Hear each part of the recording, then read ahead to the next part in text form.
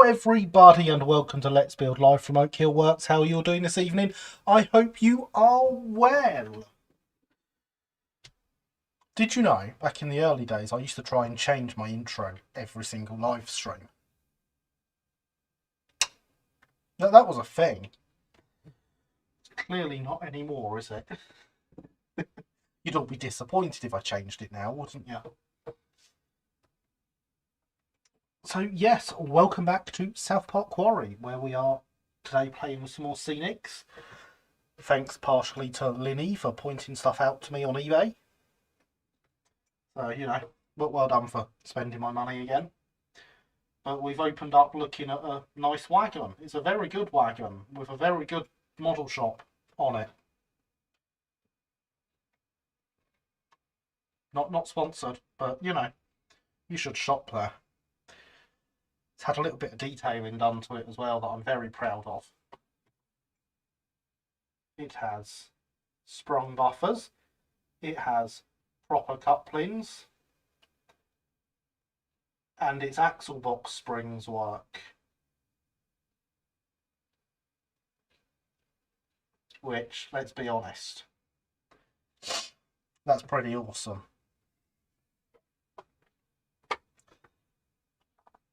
The whole wagon goes up and down on its springs. Compensation done the right way. Expect hello everyone and welcome to Oak Hill in various languages at some point. We have had it in Old English once before, a long time ago. I have no idea when. You would have to go and watch every live stream to find out. And watch them all the way through. Because, you know, YouTube loves when I get extra views. It's only 350 odd hours. It's fine. Quality entertainment. That's why you're all still here. Sprung buffers, Sam's trains will be pleased. Oh, he will indeed. And good evening, Sophia. How are you? Oh, I'm much more proud of the sprung axle boxes than the sprung buffers, though. Or all these people that do compensation by having rocking W irons and stuff. Nah.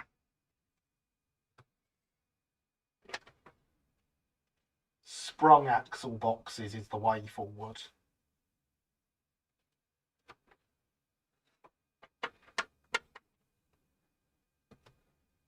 I'm not even going to try because I would butcher it and offend someone. So yeah, unfortunately this one has to come off for now because I've not made it a card yet for shunting with. But I think it will replace this one when we're playing and we can finally get rid of the squeaky stuck wheel and the derailing. Won't that be good? Good evening, Jacob. How are you? I hope you are well.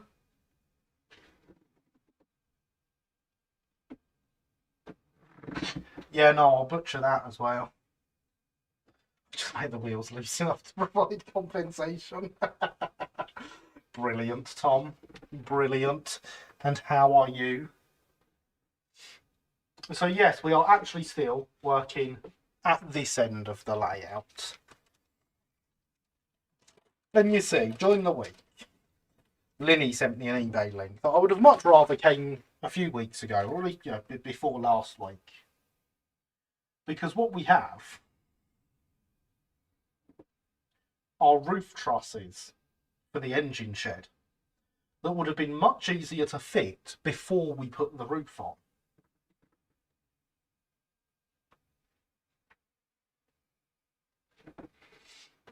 You're not getting me speaking foreign, no matter how many languages you type it in. I'm just happy that so far I know what all the languages are. Waits for someone to put it in Swahili so that I don't know what it is. Why would I even suggest Swahili? Now you know I don't know Swahili. Anyone that's shocked by that information, it's kind of your own fault.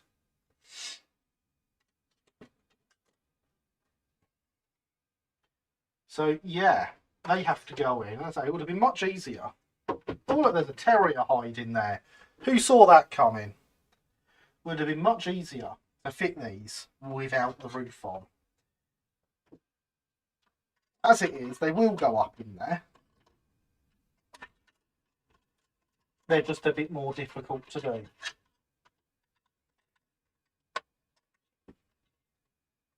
Is that in Swahili there?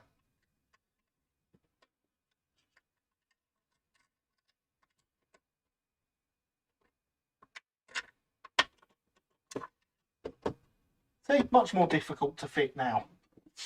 Didn't find them until about 2 minutes before I sent them to you. Well, I kind of assumed so.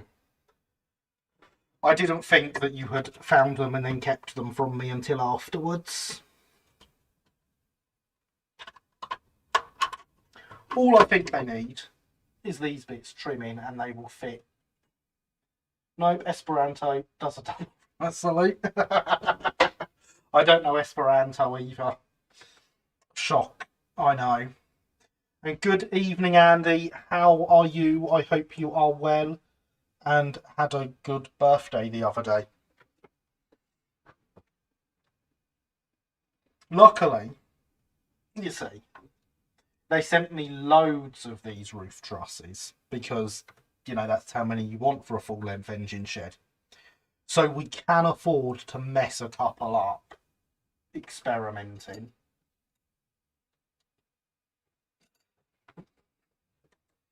Preferably the ones that haven't printed too well and have big holes in them. Of course, this does mean we are going all out on the interior decoration for this shed, which I was kind of umming and ahhing about. I thought, yes, I would like to do it, but effort. Now we definitely are. I've got stuff to do the floor. I've got these to do in the roof. I need to decide what I'm doing with the walls because they cannot stay as they are. And ideally, I need some furniture and stuff to go in it. So if anyone knows any kits for stuff like that, let me know. Discord, Twitter, email, RM, well, all these other ways you can contact me. Just let me know, yeah? Thank you very much. It was very nice. Excellent. Glad to hear it.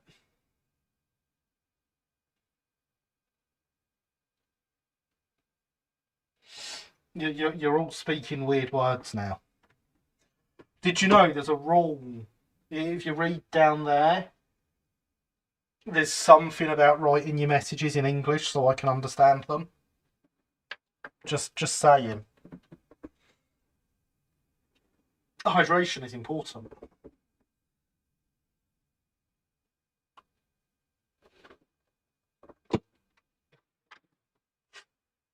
So yes, my theory is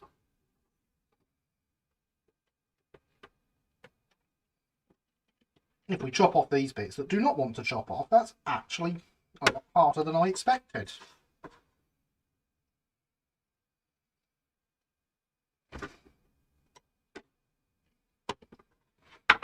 That they should fit.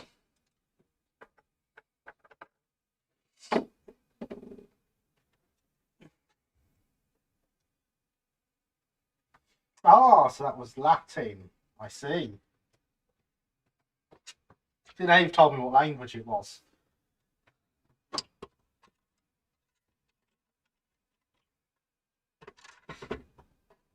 Yes, see, that fits without bending now. Much better. So I reckon across this size roof we probably want 3 of these.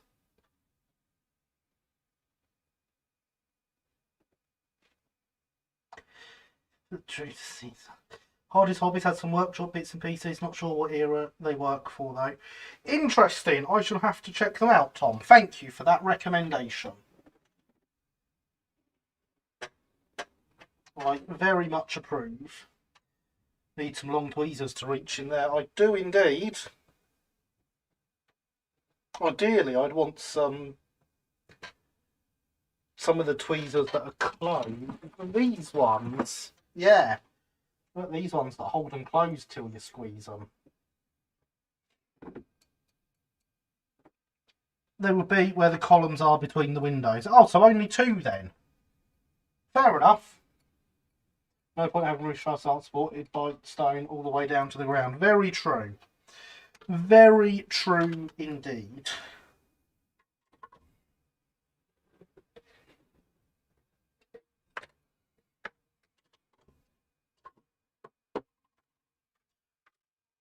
So if I'm only going to want two, I can pick two that are kind of well formed and don't need me doing much to them.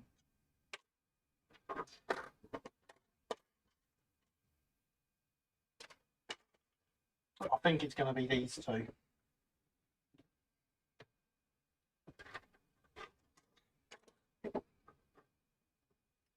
They do need a slight bit of cleaning up, so I'm just going to run the knife round. I say these are very obviously printed on a low quality FDM printer with no quality control whatsoever.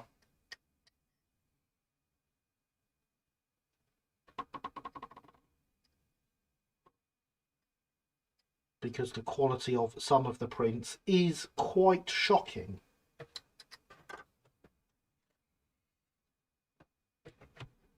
Like this one on this end is absolutely horrendous.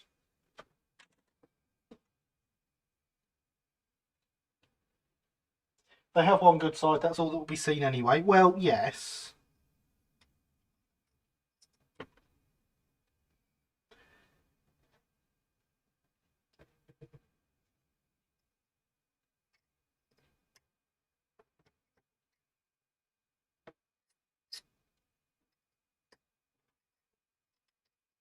But it would be nice if they were a little less flashy.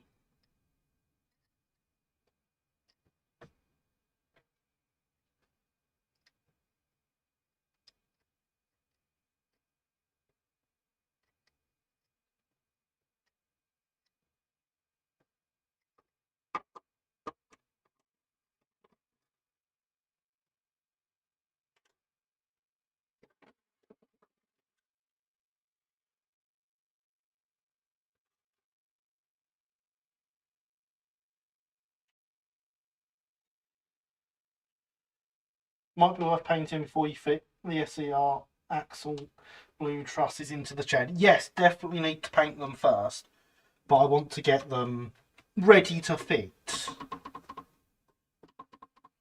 So I'm going to attempt to cut these bits down slightly rather than all the way.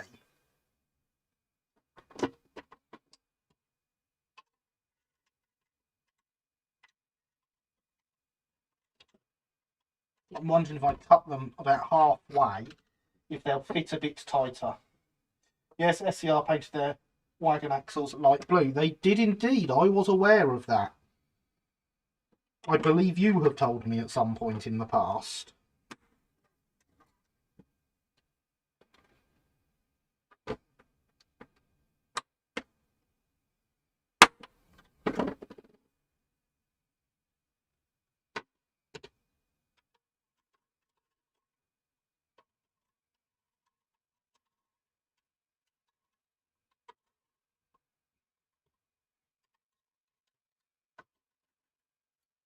Needs to lose a little bit more, but not much.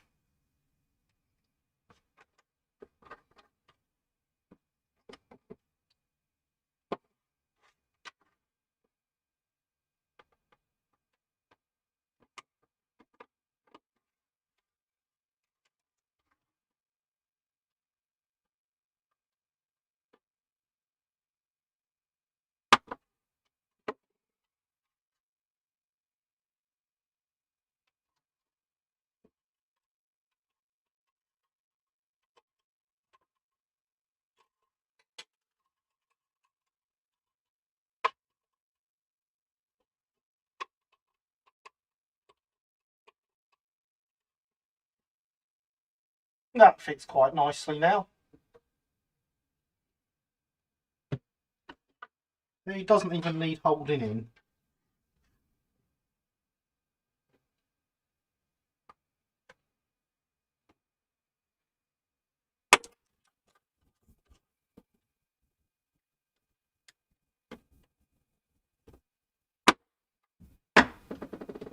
Did it serve a purpose? Good question. Did it serve a purpose, Linny?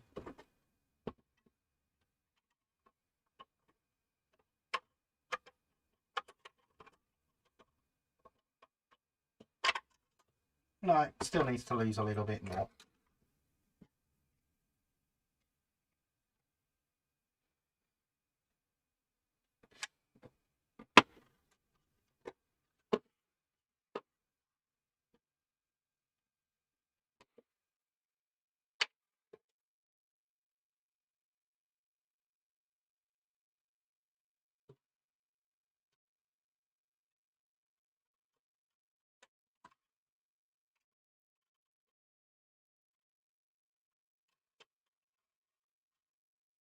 And even more, this one must be tighter than the front one.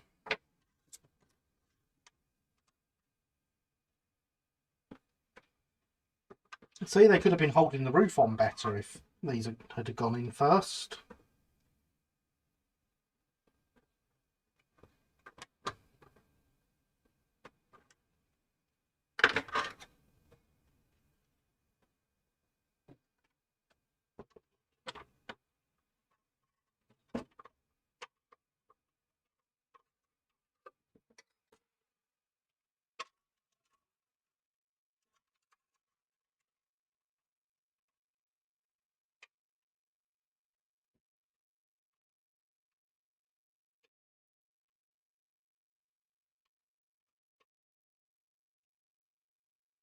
There we go, roof trusses.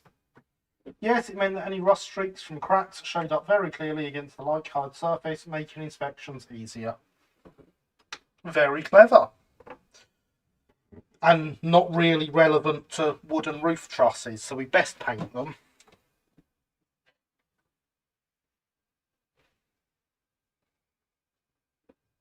Welcome back. Good to have you here with us now that we're very much actually live.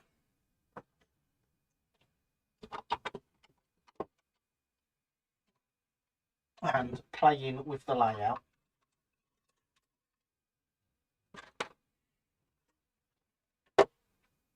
I suppose I should take these doors off since they're only blue tacked on for looks.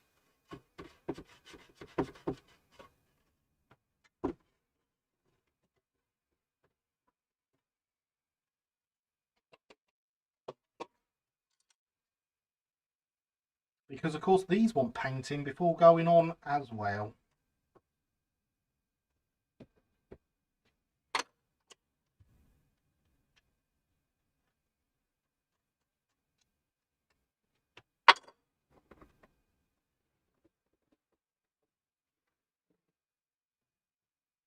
Blue tack can go there. How well do we think this 3D printed material will take paint without primer? Because you know how I literally work in a model shop, so have access to things like primer all day long. Yeah, I don't have any.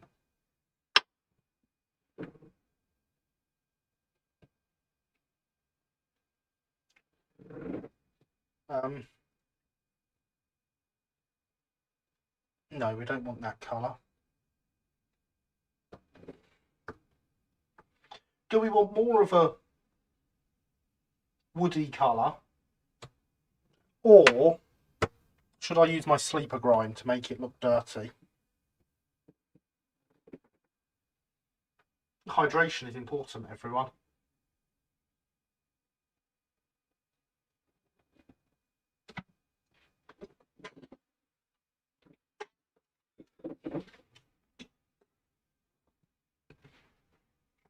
That was a genuine question, by the way. I actually don't know.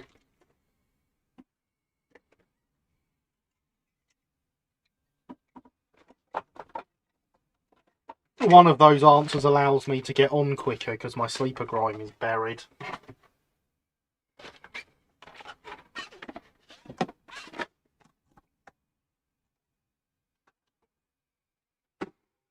Treated wood would be fairly dark, I think. I agree it would.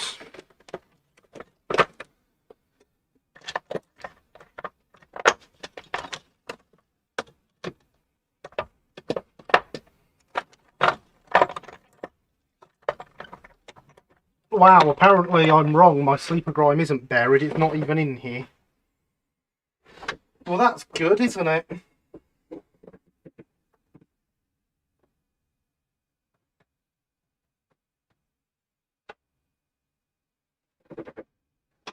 It must be in here somewhere. Oh, there it is.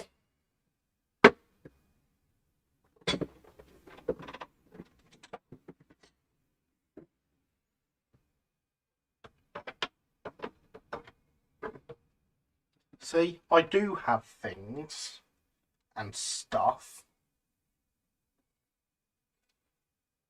I mean, they're not necessarily the right stuff and things, but I have them.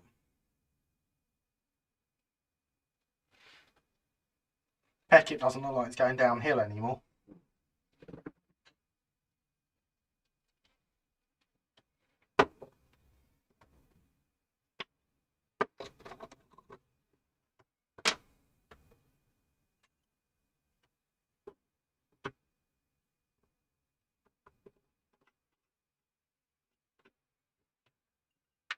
No, don't fall out and cover everything in paint, you silly stirry stick. I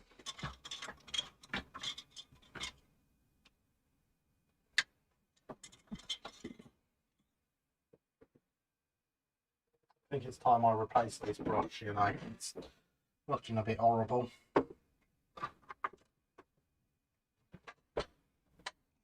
We're also going to do it down here on the glass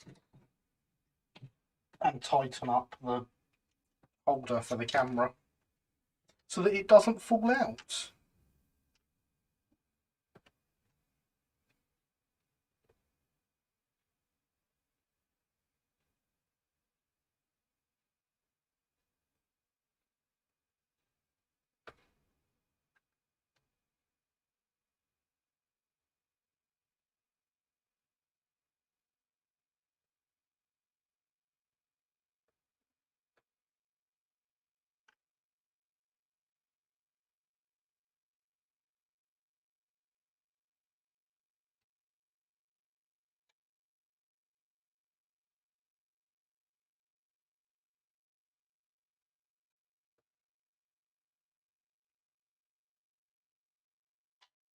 Now, one of the advantages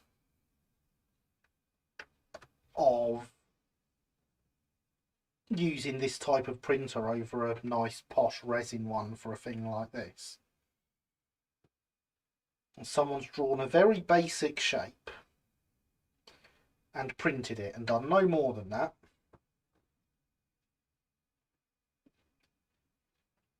And the lines in it look a little bit like wood grain.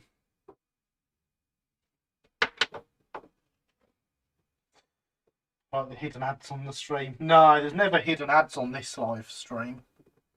I would never advertise anything. Don't know what you're on about.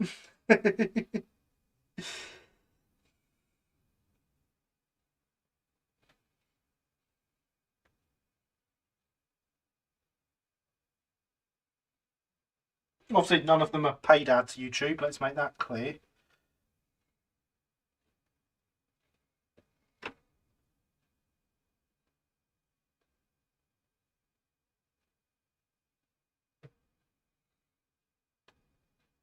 And the club doesn't have the budget to pay for me to advertise the show. Okay, it could probably afford me.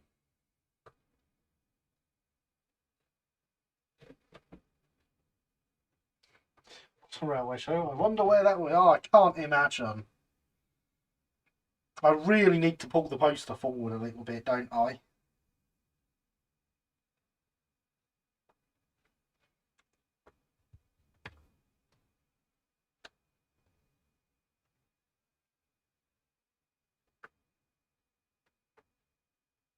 There we go, none of those bits I painted are touching anything. Look at me being all clever.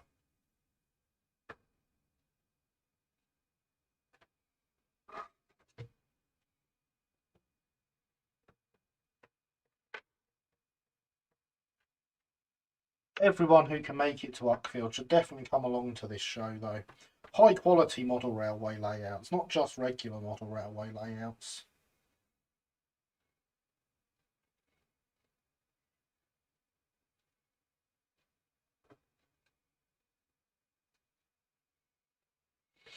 And it's a show for all the family, especially if someone in that show is a very serious, someone in that family is a very serious railway modeller who takes it way too seriously. It's usually showing folks around that time. Could it be that one? Why would you even insult the Uckfield show by suggesting such a thing?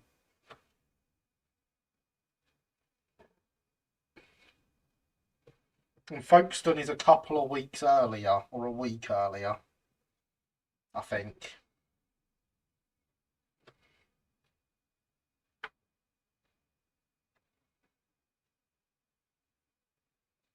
It is in October though, Folkestone, so sadly I'll be close to that weekend, travelling for work, but not close enough. Well, that is a shame, Andy. And good evening, Killian. How are you? I hope you are well.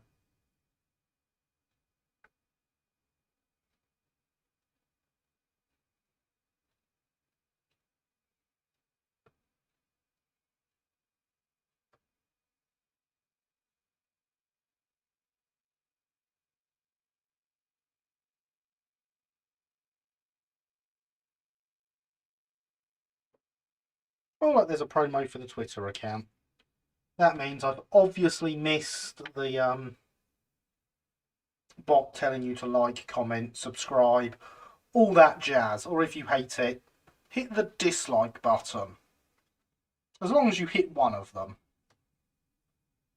I don't mind, honestly.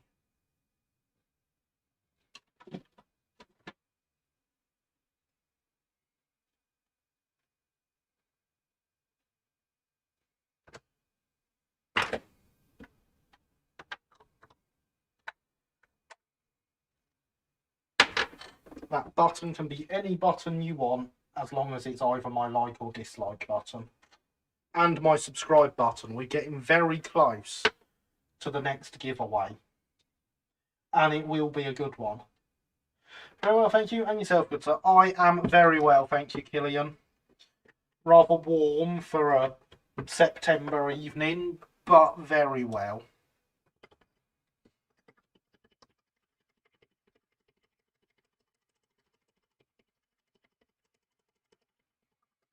Tired after having to deal with an ill child for the weekend, but these things happen.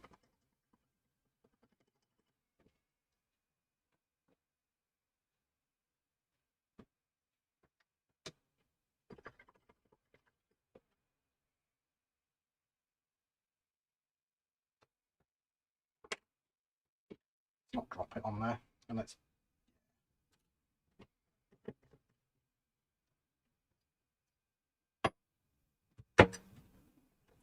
Somewhere around here is my duster. There it is.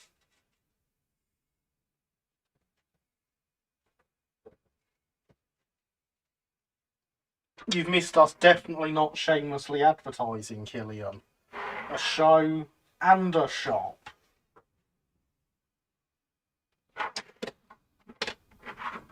Of course, showing off the shop wagon was definitely all about my sprung axle boxes and not advertising the shop or anything.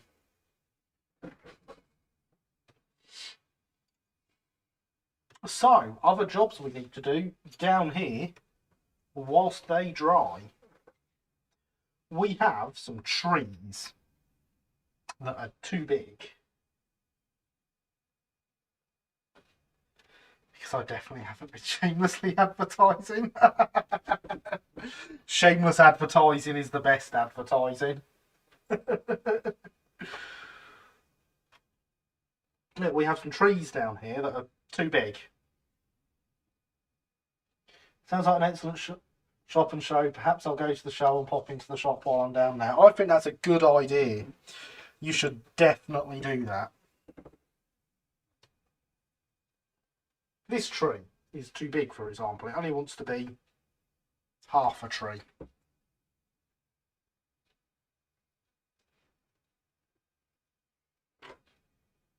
I'm just trying to work out which half. Do I want it that way round or that way round? I'm honestly not sure. But what I want is for the trunk to be right back against the back seam. This tree is also too big and needs its foliage cutting down so that it can be closer to the engine shed.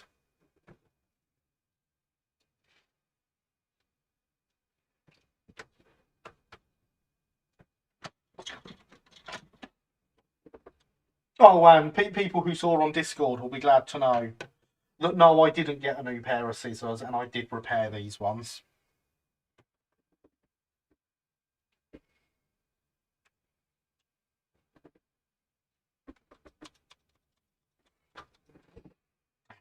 Half a tree. Yes. I think I want it this way round. And I want to remove the foliage first.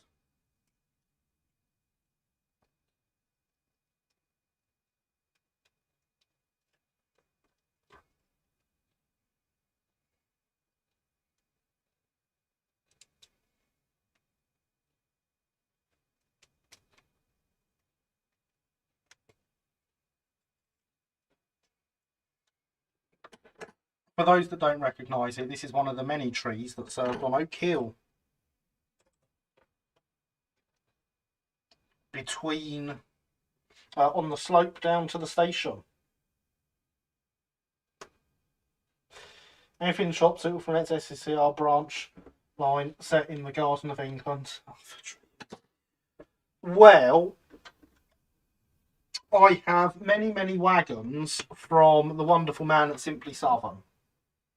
They are suitable for stuff in the south of England. I've sold out of his ones of these, which are very late SECR livery.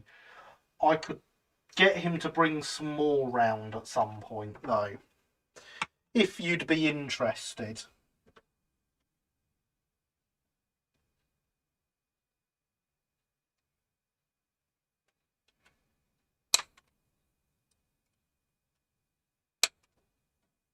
But yeah, this tree is formerly of Oak Hill.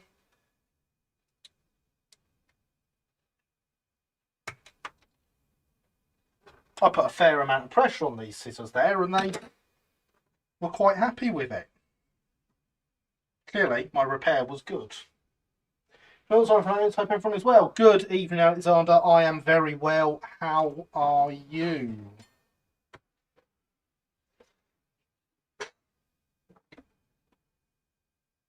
So now we have a tree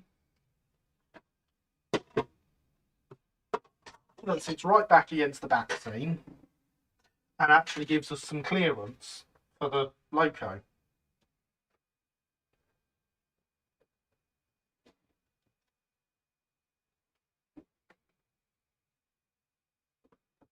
This one doesn't want to stand up.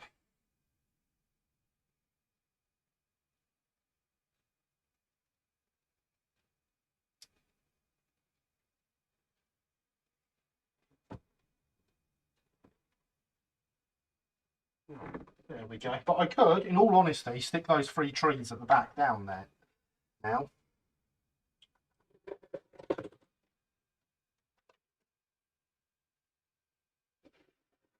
Because now there is plenty of room for a train to get past. Alright, Virtues, we'll have the update LVSUA coaches that haven't started yet. That's okay. I look forward to seeing them when you do. Hydration is still important. It is really warm here tonight, everyone.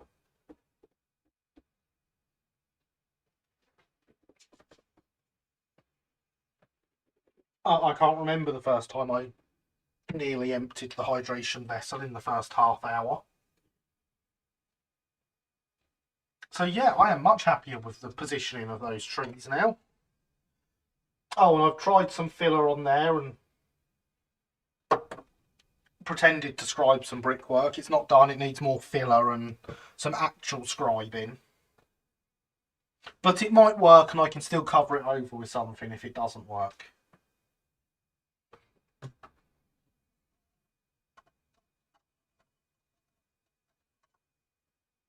I'm not sure it does need more filler actually. Maybe that's something we can try in a bit.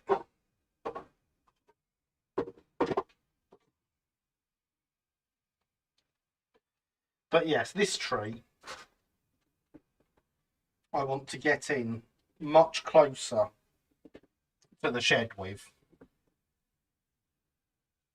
Which obviously would be terrible for the structural integrity of the building. But it helps disguise the fiddle yard exit, so I'd ideally like it about there.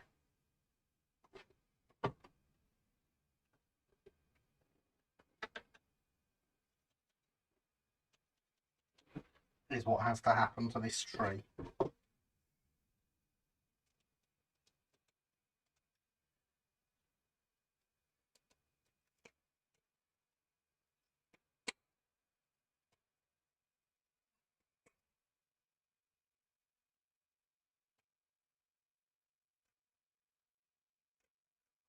Cut all that lot out and make sure we've got this at the right height. I do have spares of these. Yes, that is the right height. This is a wire tree, so I can bend those bits in.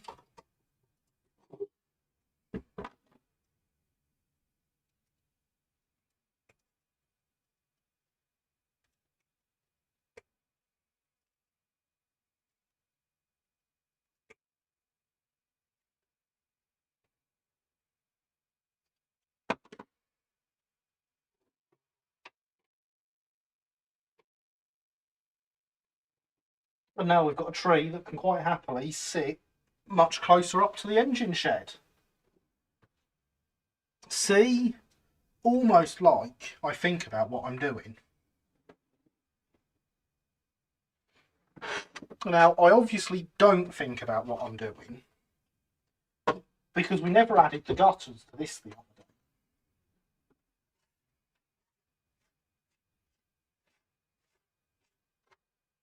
We actually forgot to finish building the engine shed.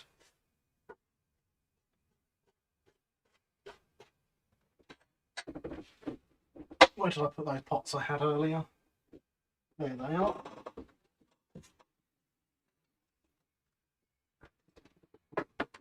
I'm going to save all this foliage that's come off here.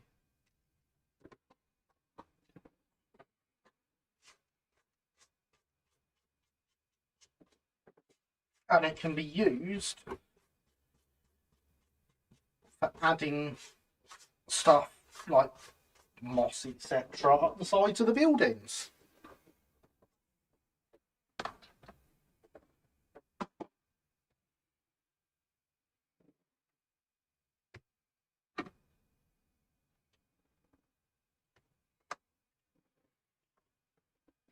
But yeah, I was talking with people at club about the layout on Monday and realised we'd forgotten to add any of the gutters to the engine shed. So that is a thing we need to do, and I've just realised I have put it, all that kit, out of my reach. Hydration and all that. That very much is empty now. Let's see if I can grab these.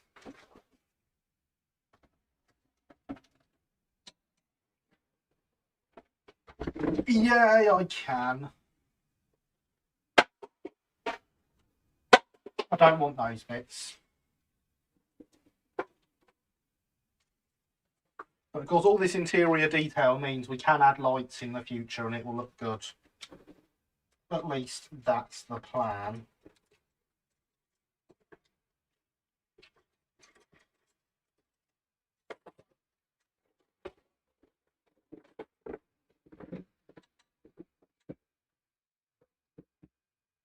So yes, guttering. We have pipes and downpipes and clamps for the wall. They all need adding. Preferably adding well.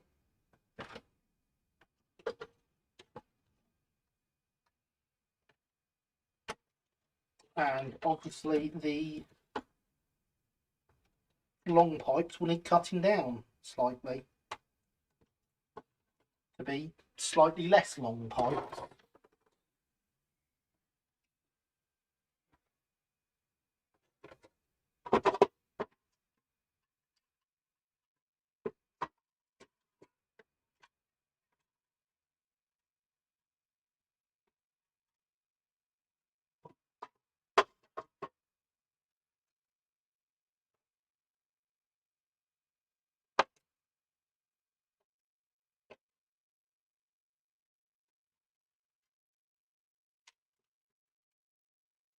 Because, shock horror, they're a little bit too long at the moment.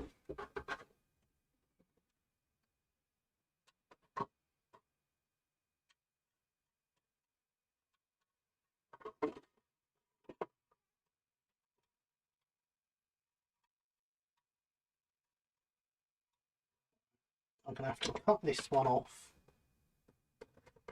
here at least, and I want to add the top of the downpipe. But there's the bot reminding us hydration is important. You don't need to tell me tonight, bot. I assure you, I am well aware.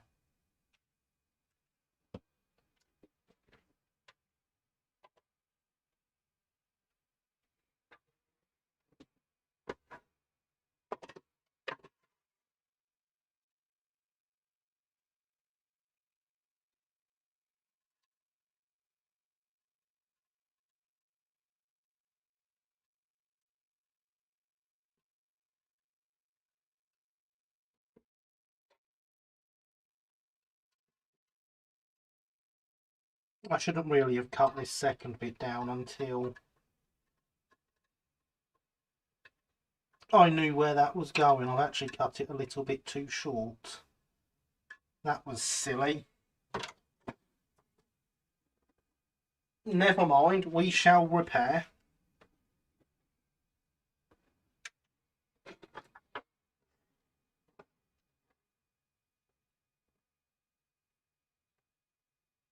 It looks slightly too short now, but we shall magically make it long enough.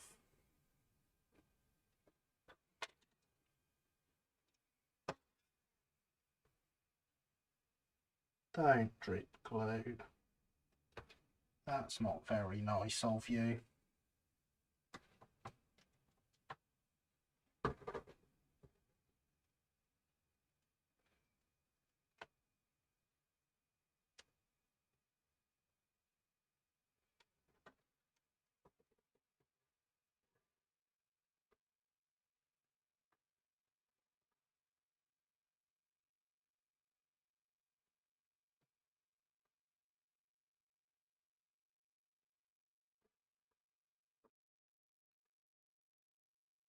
Doesn't want to stick.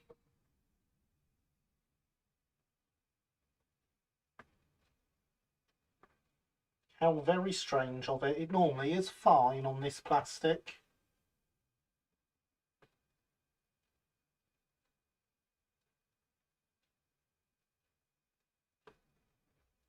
I think we've got it. I think.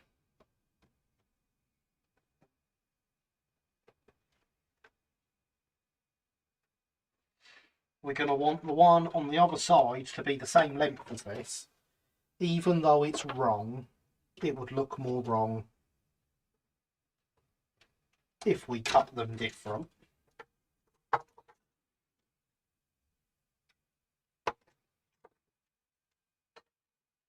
if that makes any sense to anyone.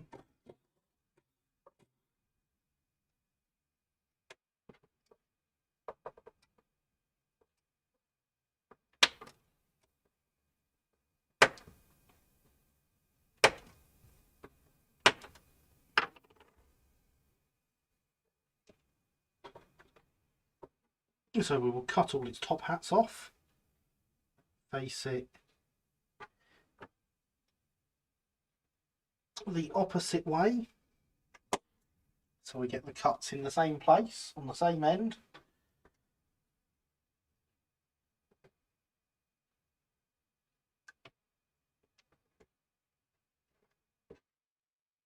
We'll put it the right way round before cutting it again.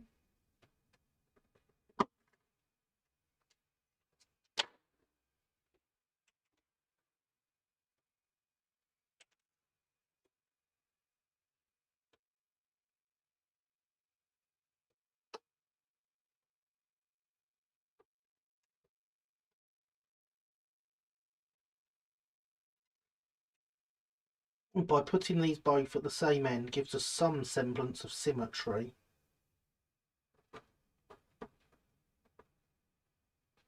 Because it will mean when attached to the building, our two slightly longer sections will be the same side, as if it was meant to be like that. That's the theory. However, as I said, they are shorter than they should be, so they will not line up with the holes on the barge boards properly.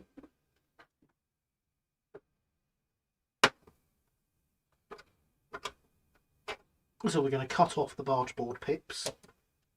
Not that they really went in the holes properly in the first place. The pips being significantly longer than the holes are deep.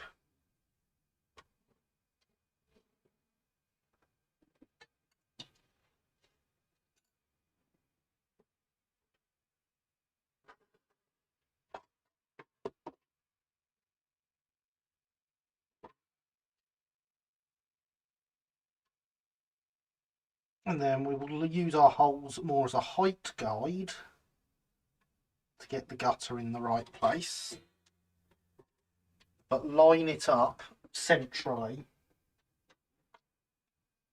visually. And good evening, Heritage Railway Productions. How are you this evening? I hope you are well.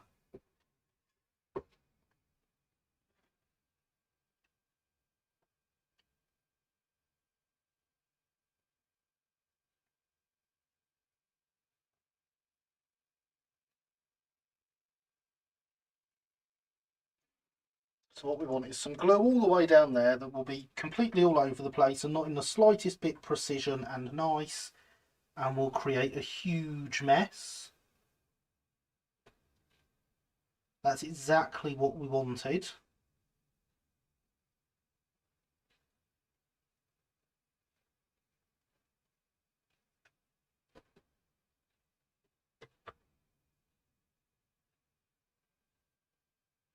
Well, thank you. I hope you are too. I am indeed.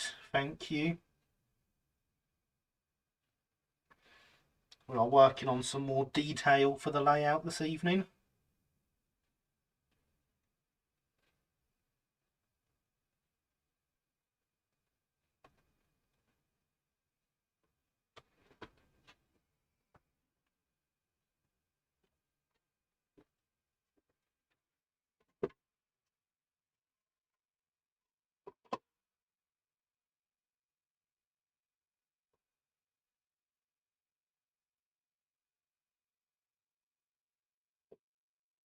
So there we go. Our gutter does not look short.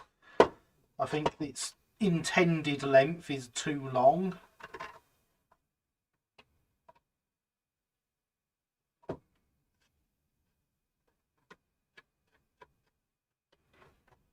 But never mind, eh? That is on and in place.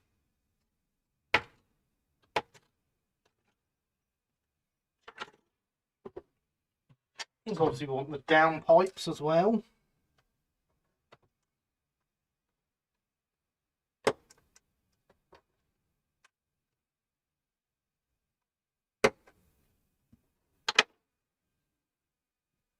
And we want the plates to go on the walls for the downpipes to be attached to, which is a really awesome design idea for these to be separate. I'm really glad they're a separate piece and not part of the downpipe.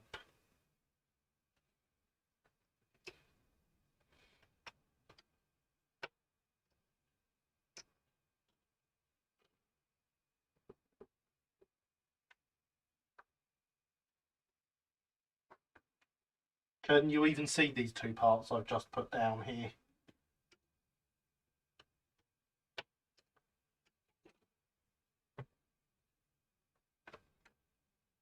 I'm so glad they're a separate bit.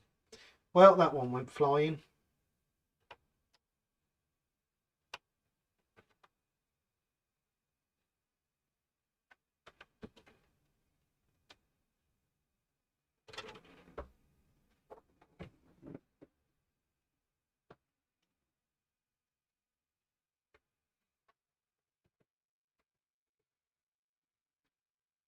I think I can see it. Good evening, Red. How are you? I hope you are well. You join us as we are adding some details to the engine shed. Oh no, that thing I could see was very much not it.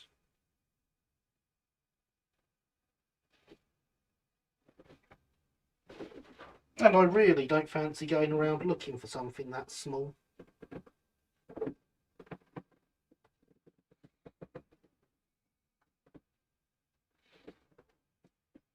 What I'd rather do is miss one off on the back. I know, absolutely horrendous of me. But they will make these things awkward.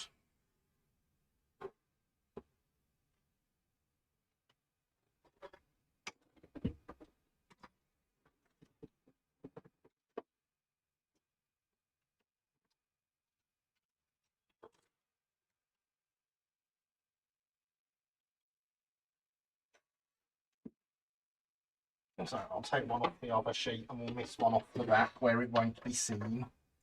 In fact, we'll do it on the bit where the tree is going to be. I am going to refill the hydration vessel because hydration is important.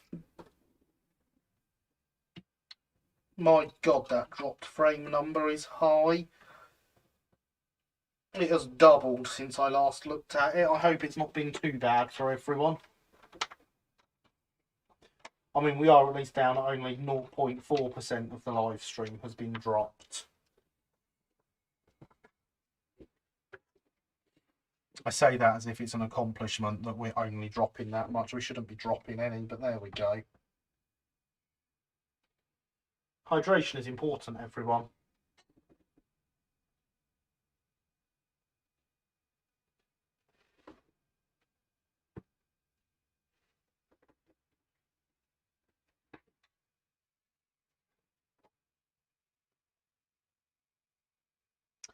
So yes, the downpipes need adding.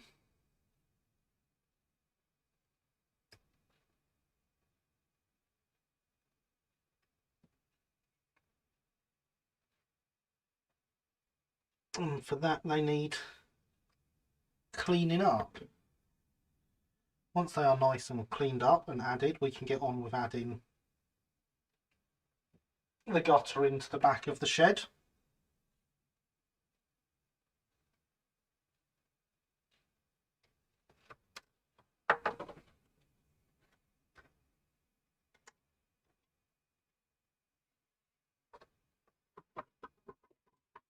And at some point, it will all be nice and happy. That's the theory. Size of those stick out way too far.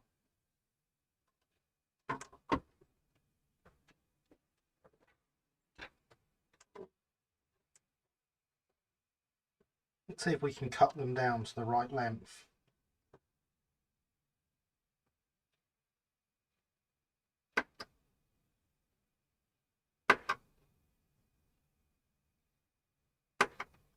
Because if I can do that, I can stick the tiny bits to them and them to the wall at the same time. Yes, that looks good. That looks good. Dropping a lot for me at the very beginning. Seems to have gotten much better. Thought it was my end. Seems good now. Glad to hear it, Andy. Well, not glad that it was dropping, but glad that it's better. You know what I mean. Hopefully it stays better.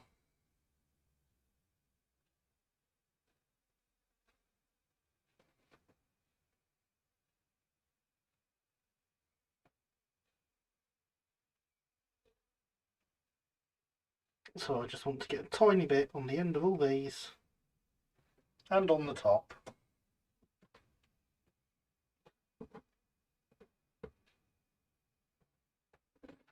Where have I put my tweets? There they are.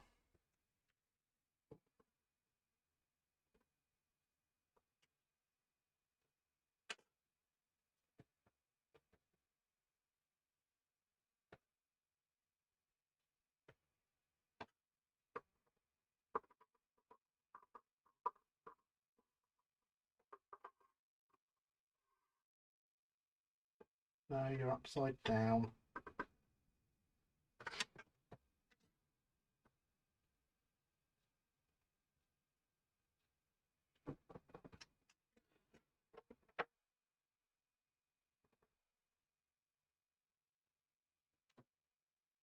You know what, I'm going to add a little bit more onto the back of these.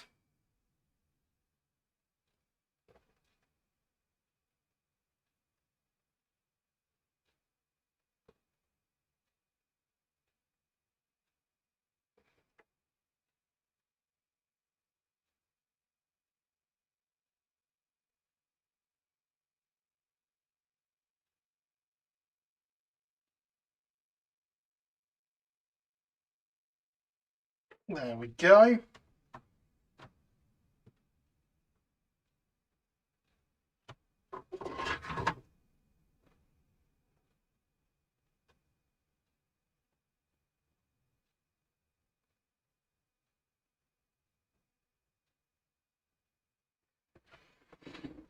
And we have a gutter in place. And a link to the channel's website.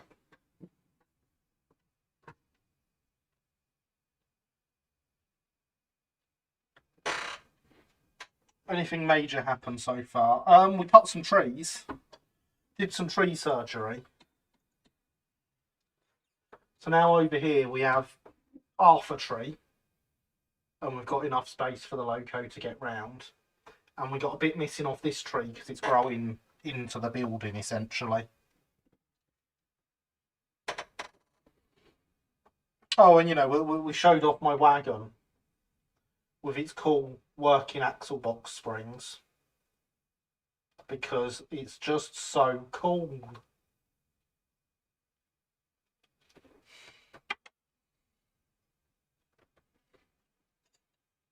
And we did some roof trusses for inside the shed. So yeah, slowly catchy monkey and make good layouts.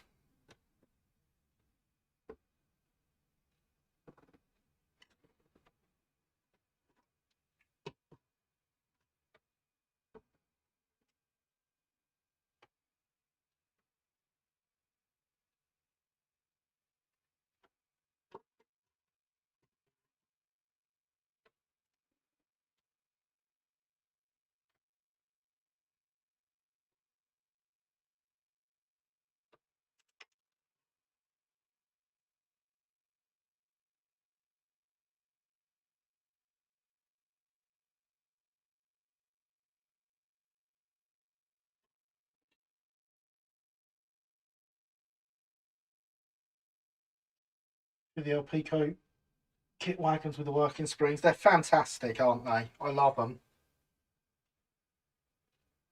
I had never seen how they did their springing until finding that chassis. I knew they had the sprung axle boxes.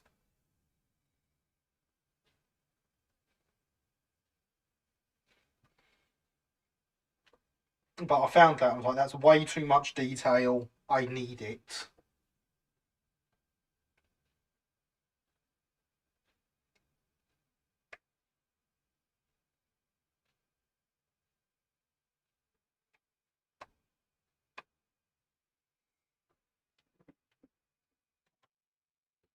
Which is how I often react to things with too much detail, if I'm honest.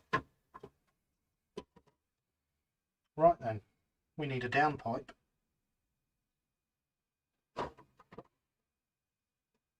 On this side, which also, as expected, sticks out way too far.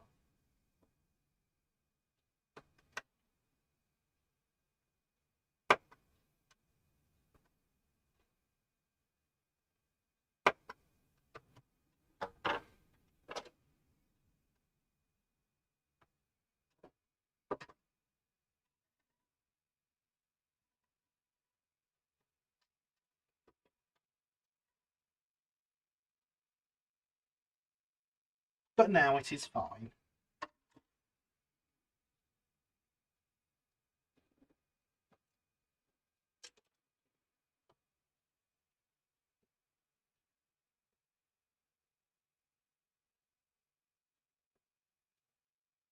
So a bit of glue on each of these legs.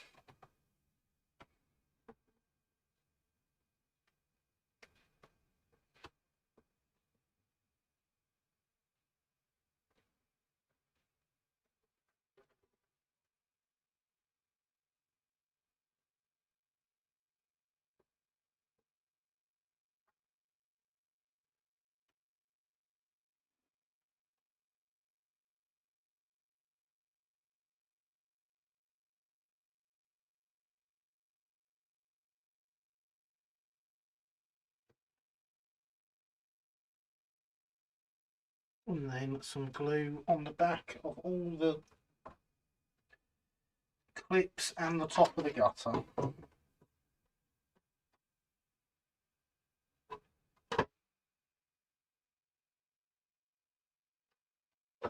As I say, details we forgot to add last week.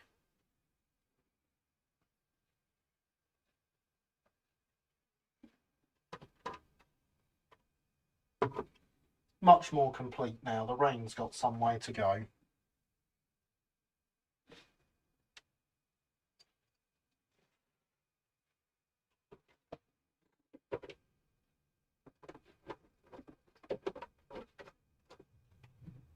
See, doesn't it look good? In place. And with all those trees behind it, including one growing round the roof.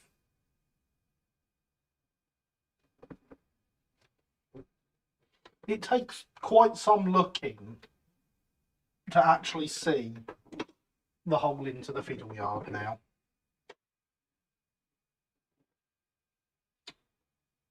And before you ask, with the Ruston being at a funny angle, it's not on the track properly.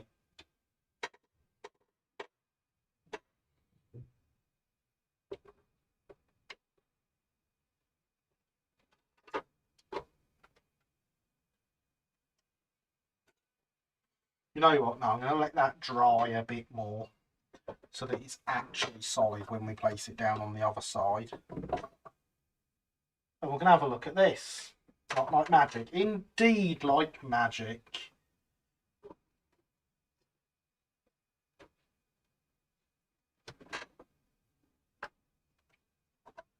So what I've done here,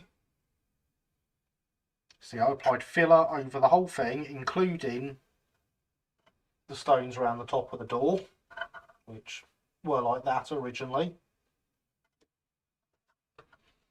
Let it all dry, chipped some off, and drew in some lines for where the stones could go. I'm honestly still not convinced this is going to look any good when I'm done, because scribing things is not really something I'm very good at or have the correct tools for. But since the plan is to hide it and probably have something leaned against it, I thought it was worth a try.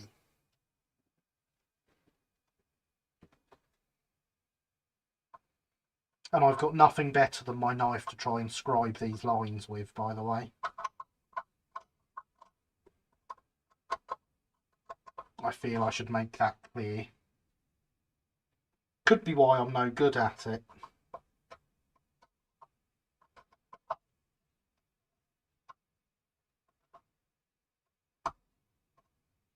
Because obviously the correct tools would make this better.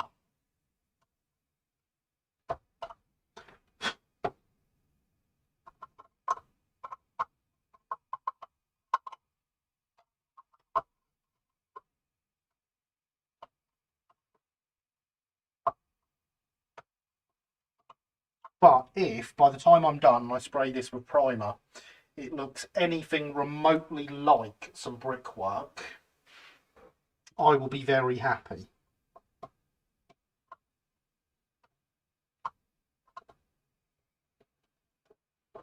Looks alright to me as it stands. Thank you, Red.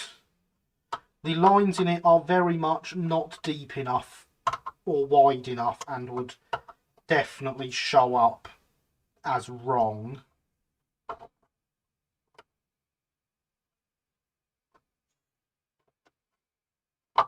Obviously, none of that is a problem if we lean something up against it.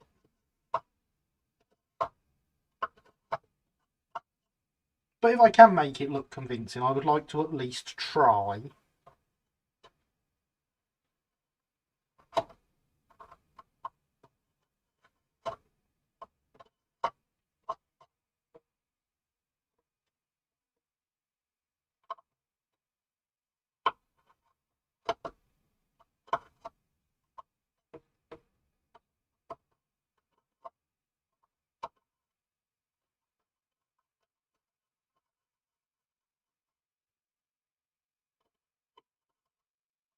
Look, it's coming off in big chunks now. No way, doesn't work. I'm no good at it. So back to plan A of having something leaned against it. All else fails, stick a small storage hut to the side of it. No, we can't do that. If it was that simple, we wouldn't do it at all. The problem is that it's there. So our door is on this wall with a coal stage right up by it. So a bit of foliage stuck to it, some industrial detritus shoved in there, it'll be fine.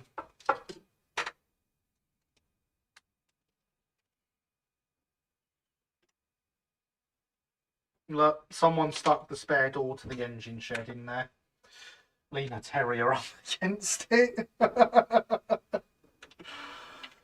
have to buy some more terriers if I do that.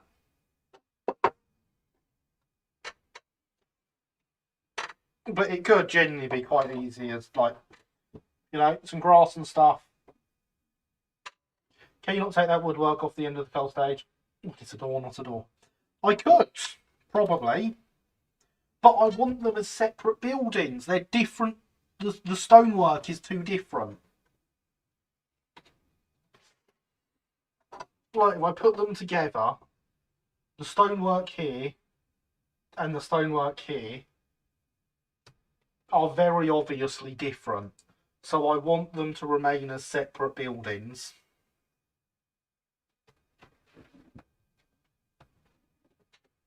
Otherwise, yes, I would. Hydration is important.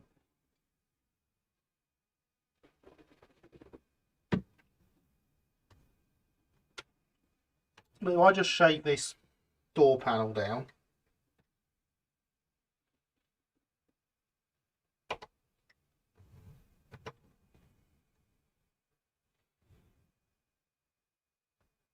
not that I've been totally playing with these ideas all week or anything, and already knew what I was going to do.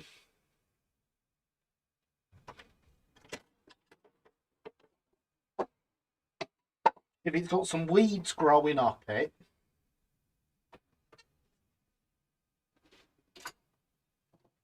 the door leaned against it like that, various other bits shoved in there.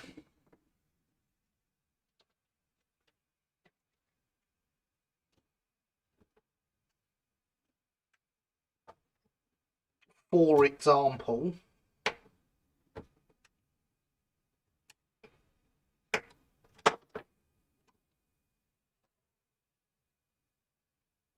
there's a couple of 6-foot lengths of gutter that could be leaned up in there.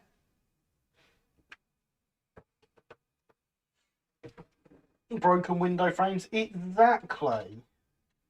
Stick a bubbler in there. Yeah, that's the sort of thing that I'm thinking. I think that will all disguise it a lot better than actually trying to put the stonework on there and have nothing there ever would have. No, when Alex mentioned that last week, I thought it was great. It's so simple and yet so effective.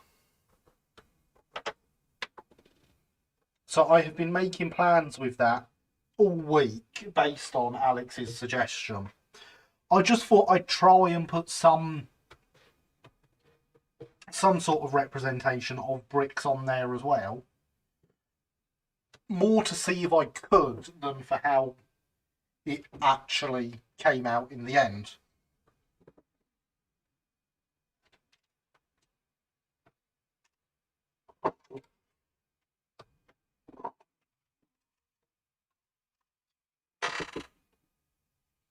When in doubt, keep it simple. Exactly, Alex.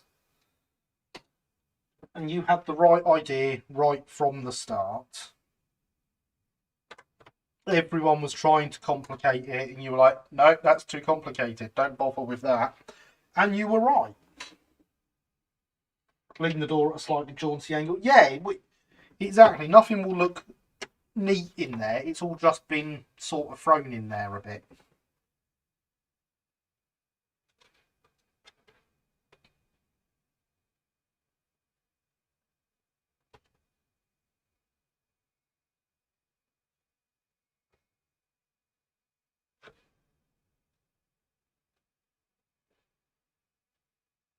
Get rid of the last bits of SER Axle Blue.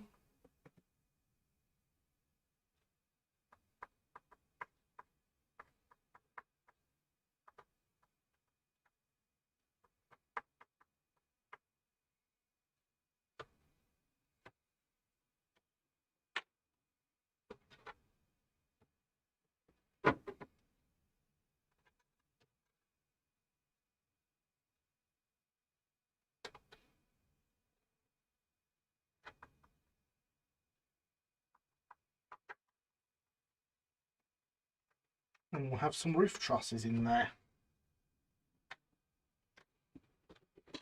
by the end of the evening. Nothing else was worth crap. Nothing ventured, nothing gained. Yeah, exactly. I wanted to see if I could. I couldn't. It's not the end of the world. Scribing is usually best done before the filler plaster has dried completely, so after 12 to 24 hours, depending. I mean, that's when I did my initial bits. It was still too soft.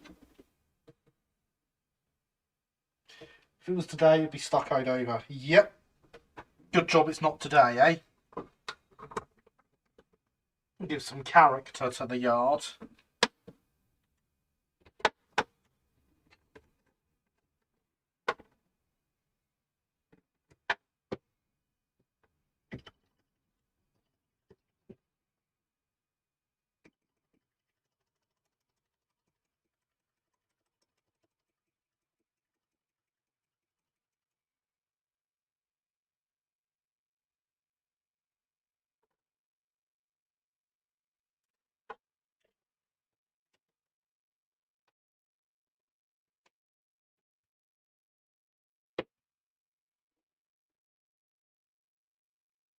There it is. Wipe that off my hands.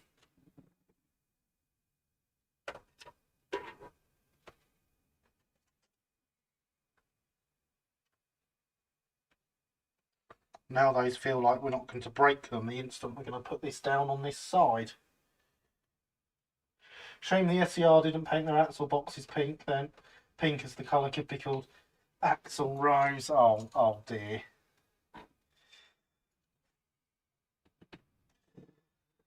Oh dear.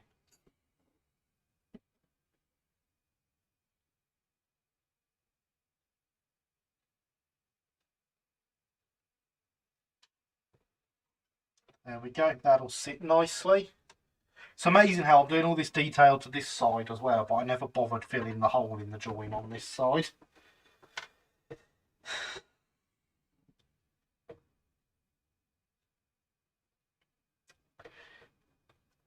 Exactly, Lenny.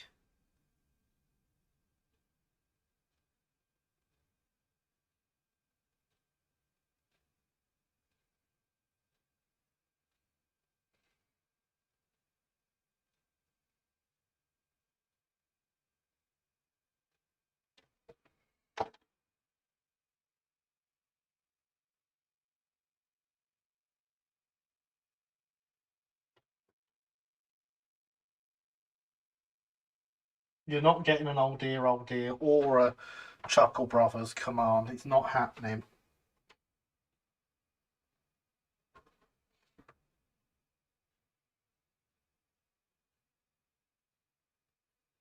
I thought the days of silly command suggestions were behind us.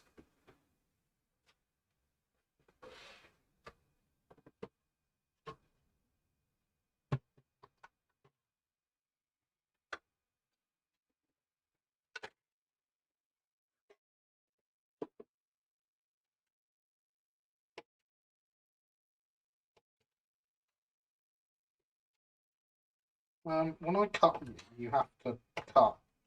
That's the rules.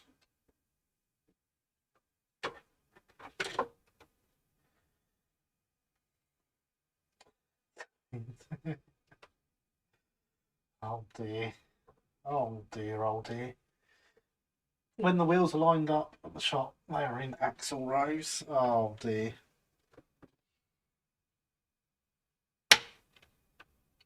You're all terrible people and you tell terrible jokes. I just think you should know that.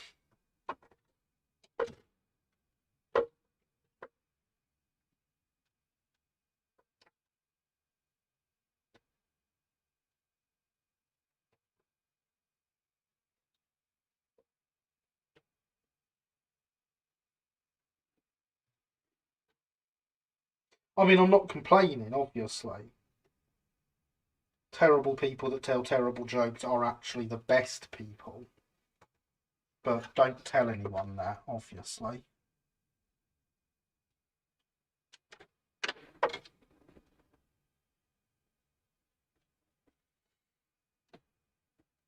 No, if we really need to hide stuff, I've got a spare set of shed doors I could lean up against something. I think someone might question that on the layout, though.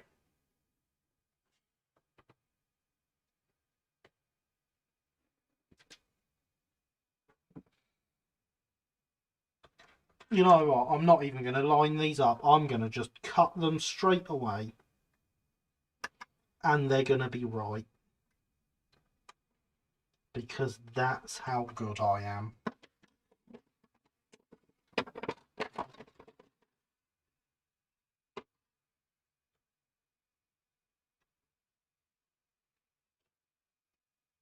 Perfect.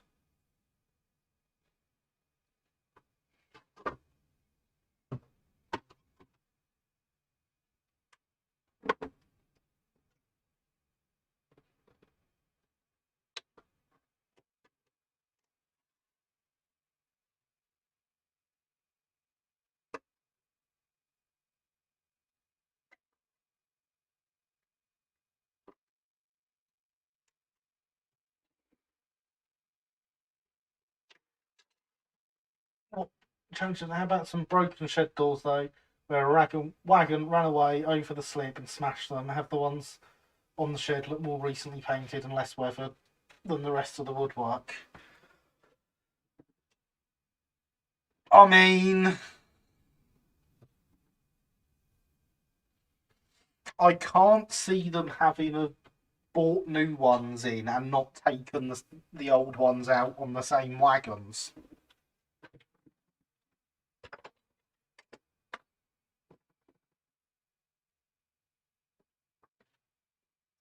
You're upside down. There we go, they're all the right way up now.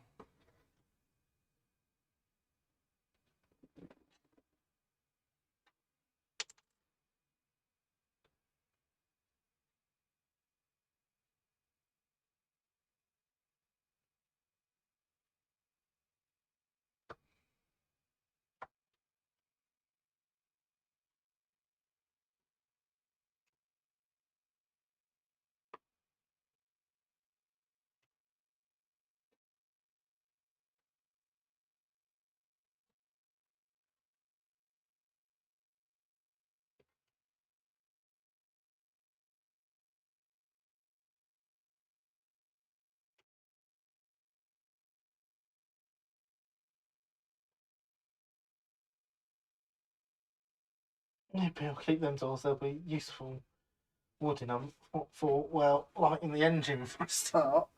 That only works until I am playing with it in diesel mode.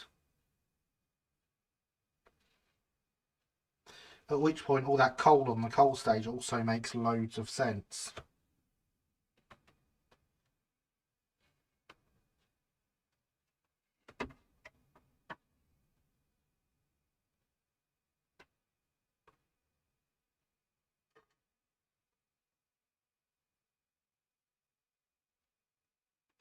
I do genuinely like the idea though.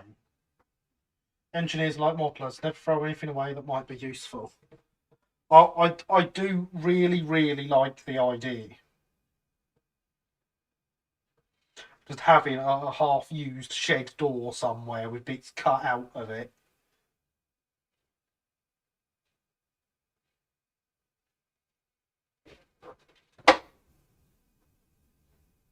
Darn it, Linny.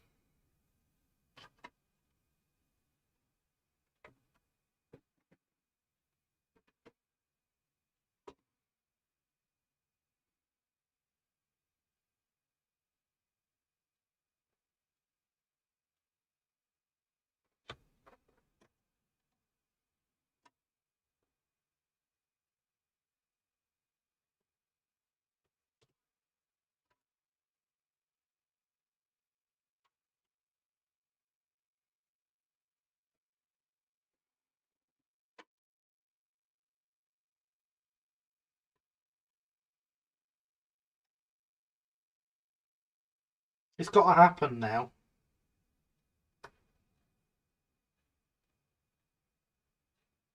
I can't envision a reality where that doesn't happen.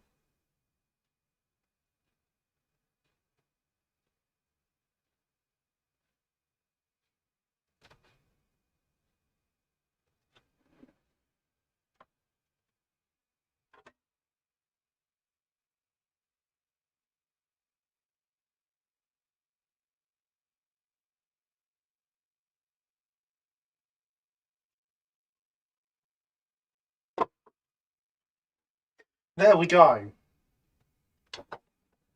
Gutters added to the shed.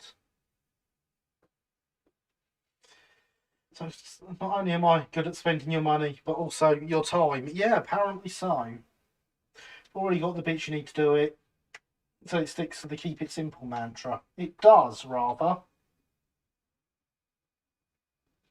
I also realised through the week, why exactly am I not sticking the windows in yet? Yes, they're going to be painted different to the stone.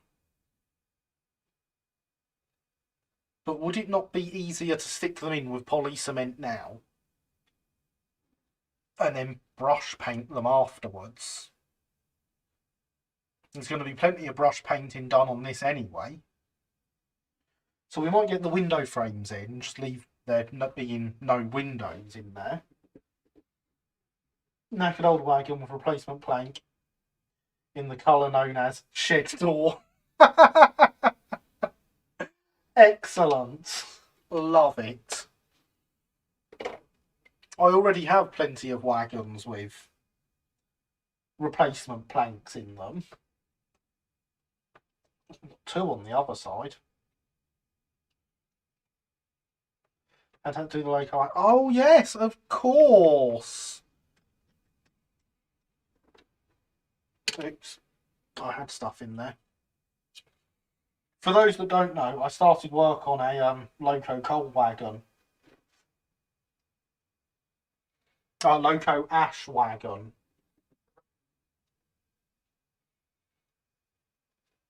In theory, all the lettering that is left between the lines will go away with a bit of weathering.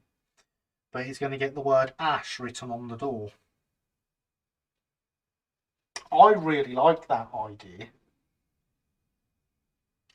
Couple of planks of that painted in loco shed or blue. Because of course it's going to be blue like the engines. What other colour would it be?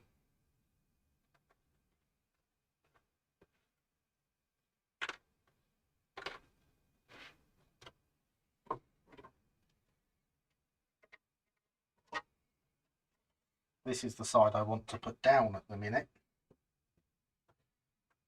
I reckon we can get these rafters in. And thus begins the South Park Quarry lore. Indeed it does. And see, this is what I love about layout building as a YouTube live stream thing. Because I've got all of you here throwing these ideas in.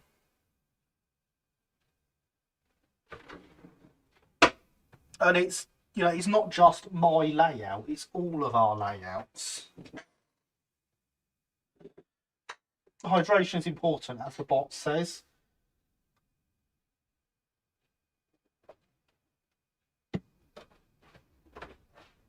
And it is 10:30. So I would love to hear about all the things you are doing whilst watching the stream, or even what you've been up to through the week. You know, tell me about your modelling projects. Tell me about your non-modelling projects. Tell me everything you get up to. Why not? Spam the chat with comments about whatever it is you do. Because it's interesting. Remember, they would be blue on both sides, so you'd need to paint it blue on the interior too. Yes. Yes, I would. I'm seriously wondering why I don't also put the doors on this. Oh no, I know why I'm not putting the doors on it and brush painting them. That's fine. It's because of the open door. That's why I'm not doing it, because that would be kind of hard to paint behind. But the windows could go in.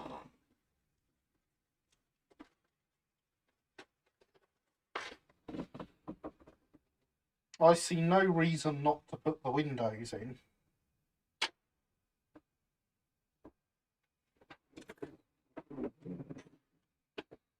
And I'll have a couple of spares of those as well if we want to do anything with them. Playing Oblivion, hence why I've been quiet. Tabbing out in the game has a tendency to make it crash. Yeah, probably best not to do that too often then. Fine-tuning the Liverpool-Manchester coal wagons. Fantastic.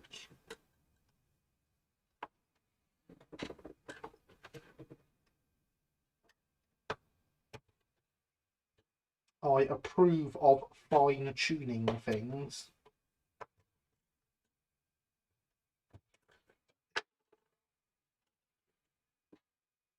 Do love those wagons. Yeah, they are good, aren't they, Alex?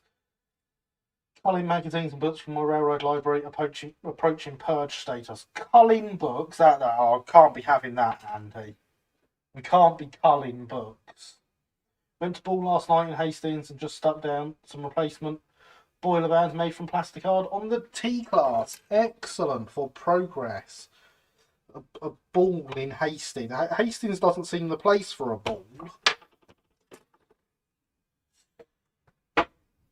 It seems a bit too much like Hastings for that. Continue work on SCR push-pull set Added a load of roof ventilators and got to do roof strips and electric light fittings. Ooh, fancy and modern. Ooh, yes, very fancy and modern.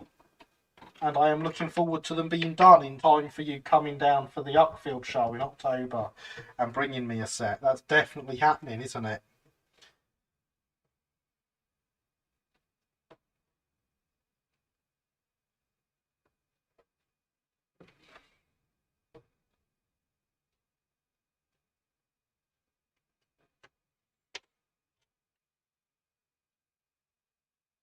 Let's trim these nicely.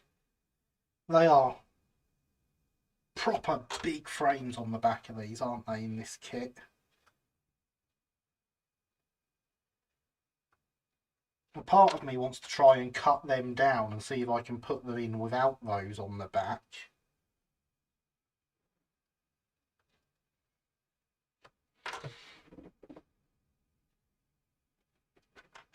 I've found that I have more than one copy of some books. I need room for more books. No, you just need more bookshelves. That's what you need. Not too many books. It's not enough bookshelves. Eric Gates asked me about LVSCR models. I'm interested in a certain 115 for a certain Gary M. Ah, excellent, Killian. Excellent. You'll have to get it done. Get printed in time, sure. Excellent. I was joking, but excellent.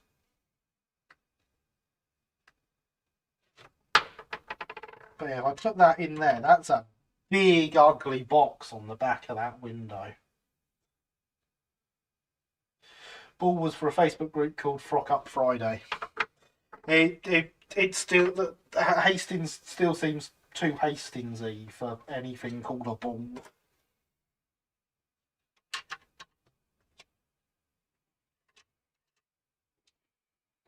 Because if I'm detailing the interior, I've got to try and hide all that, and there's enough in there to try and hide as it is.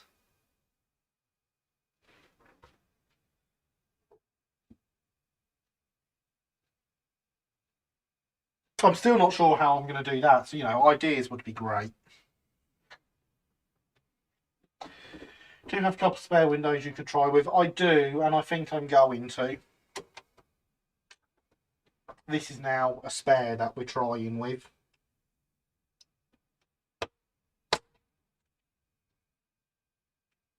Aha, this might be not too bad.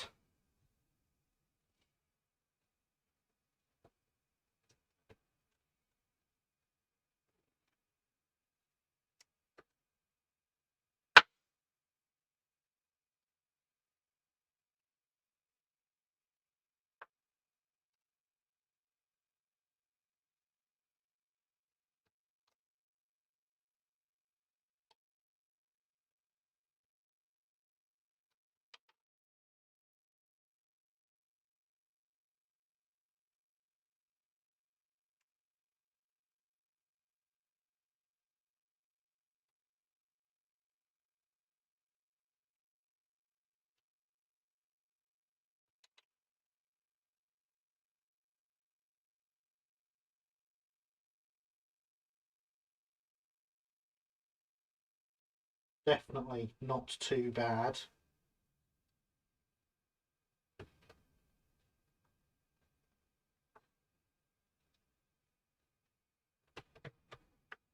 Nice, clean cut window.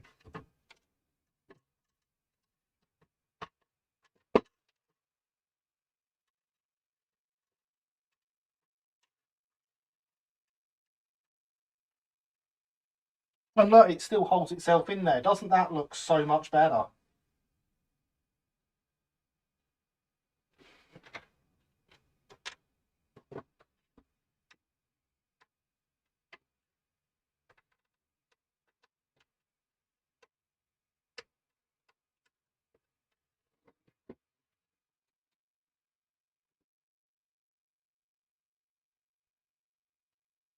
Much better.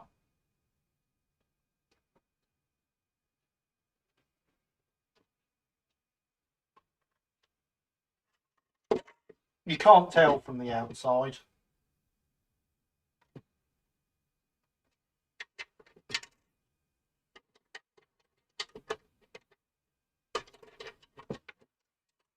So I'm going to do that to all of these.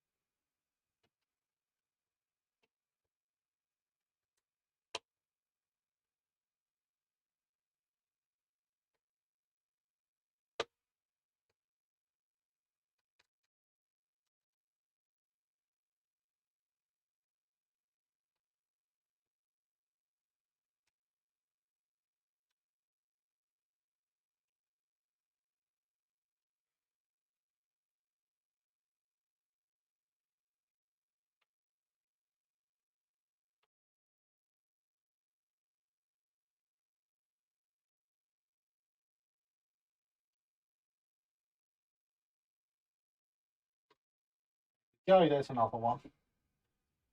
Somehow I keep ending up lagging behind live with the video. That's annoying.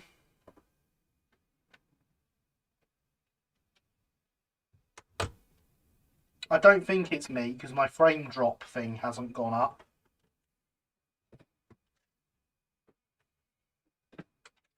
Usually I blame me, especially with the number of dropped frames we have.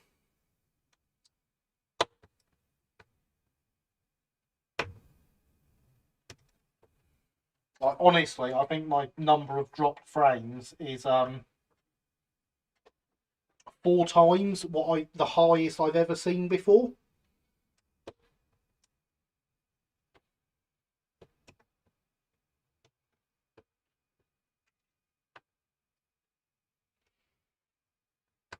Caught up now. Over Chipmunk Gary. Yay, Chipmunk Gary.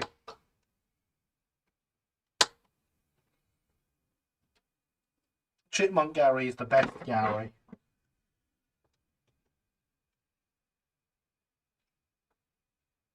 If I'm ever watching my own modelling, I like to watch it at 10 times speed. Because if you watch it at 10 times speed, all the movements look really fluid and as if I know what I'm doing. Don't believe me? Go find one of my videos with a time lapse in it and watch the time lapse. All my movements seem really fluid and like I know what I'm doing. You don't notice just how much I mess up, which is a lot. Alvin, Simon, Theodore and Gary. Yeah, see, works fine.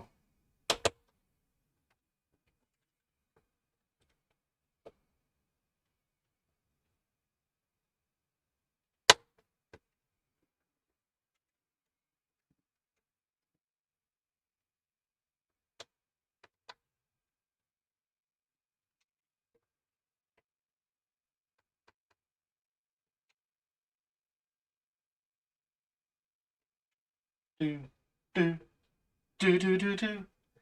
So like, getting to that stage of cut down, all I have done is cut off this raised section at the back. I'm watching this as live speed and it looks like you know what you're doing. Good at faking it. I'm just better at faking it at 10 times speed. If you go back to the video where I did the cork on this, in the time lapse on that, I messed up 3 times. But because it's at 10 times speed, you don't notice and I can leave that in. Go back and watch it and see if you can find where I messed up. I bet you won't. I have to mute anything I'm speaking in as I hate hearing my own voice. Oh, well, I mean, I do that as well. Unless, like, obviously, sometimes when I'm editing, I have to be able to hear what I'm saying. And I hate it. This is why I do everything live, because then I don't have to edit it and listen back to my voice.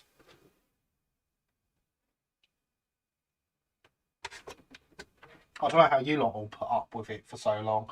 I assume you have me muted most of the time. Or maybe Snapchat's got really clever and has voice filters as well now, so you can change my voice to be whatever you want. Maybe that's what it is.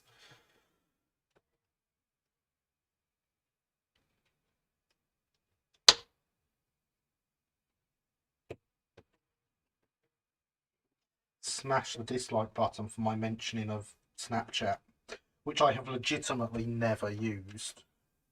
Okay, not quite never. I have a Snapchat account and I have used it to chat to people. But I've never taken a picture on it or posted anything on it.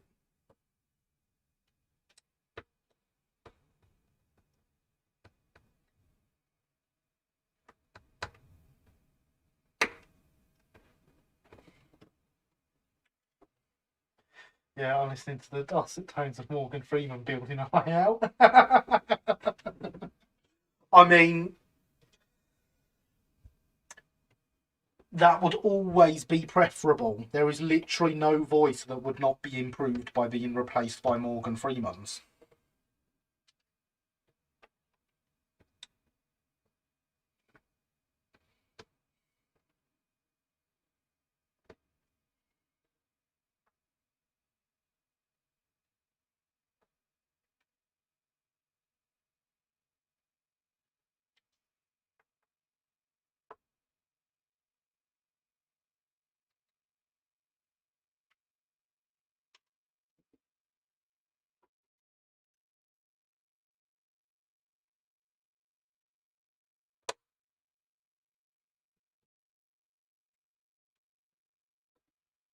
Somehow I can't imagine Morgan Freeman replacing Samuel L. Jackson. There is no voice that is not better if it is actually Morgan Freeman's. I'm sorry. That's just the law.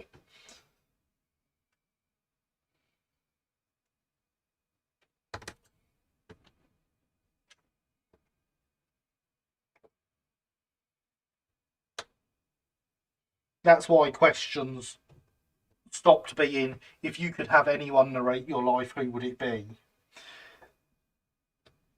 And became, if you could have anyone who wasn't Morgan Freeman narrating your life, who would it be? Morgan Freeman's first acting role was a silent Spider-Man on a TV show here in the States. I did not know that, but that is well and truly a waste of a fantastic voice. Morgan Freeman replacing Sam's Trains. You know I'd replace Sam's Trains with? White noise.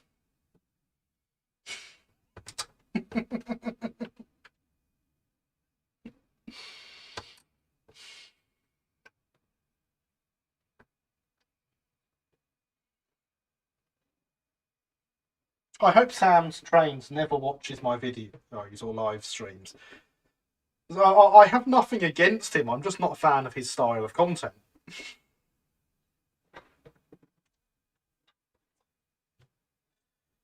Tom Baker, Brian Blessed. I mean, Brian Blessed's a good one. Brian Blessed's a very good one.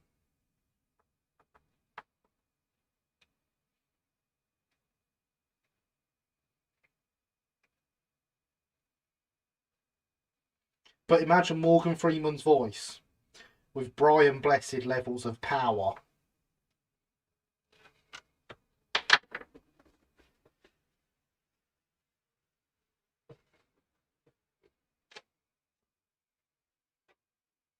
Hydration is important.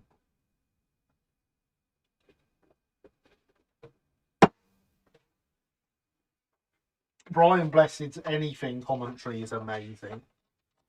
Not Morgan Freeman is amazing. Brian Blessed wins hands down. Yeah, you're right though, aren't you? That's the thing. You're definitely right there.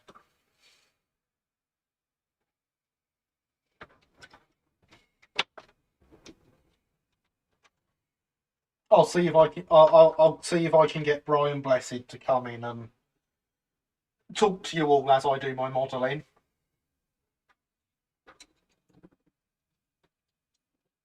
I don't know how much he costs. It's probably too much, but I'll see what I can do. Yeah, get on that Patreon, everyone. Let's pay for pay for Brian Blessed to narrate my videos.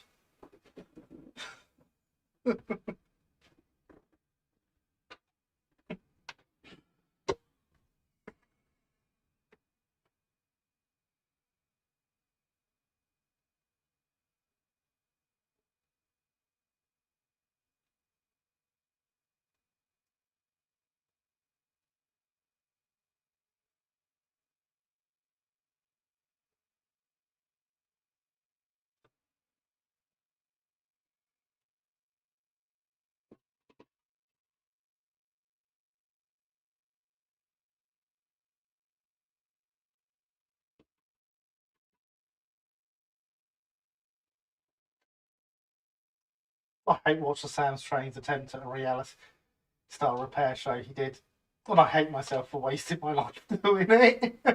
Cringe meter on 11. Fantastic. Fantastic, Andy. And to tell us that Gordon is indeed alive. Well, yes, I believe it's mandatory for him to let you know that every so often. Can we pay for Brian Blessed to launch the new build D1? Yes, definitely.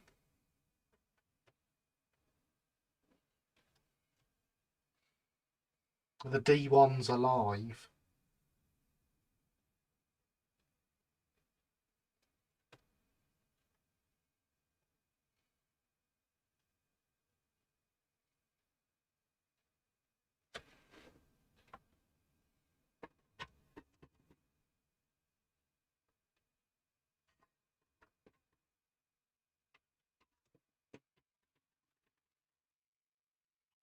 It's alive.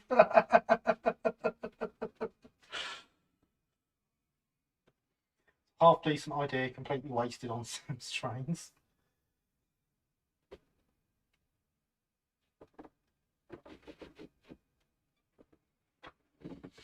I kind of want to see how cringy this thing is now. Because not only have I done repair videos that are just super factual, I do actually have another couple recorded that I just haven't got round to editing yet.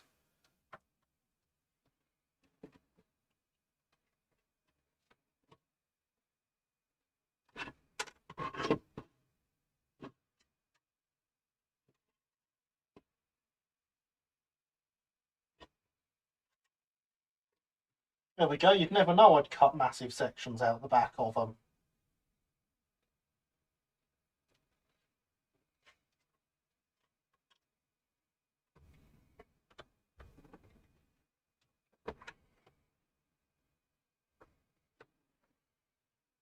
I think the next thing this shed needs is a blast of primer.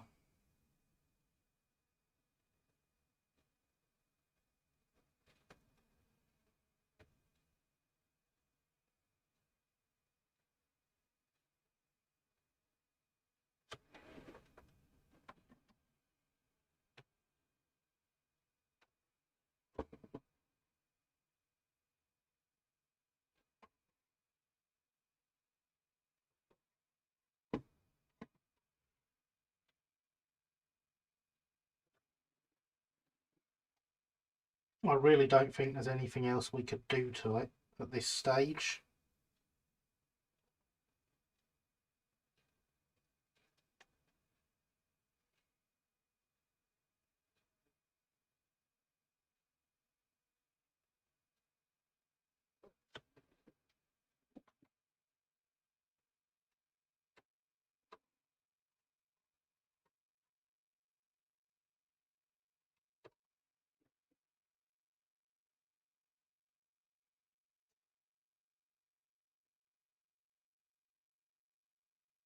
It was done with a timer and a puppet monster that would win if he did not beat the time. Oh dear.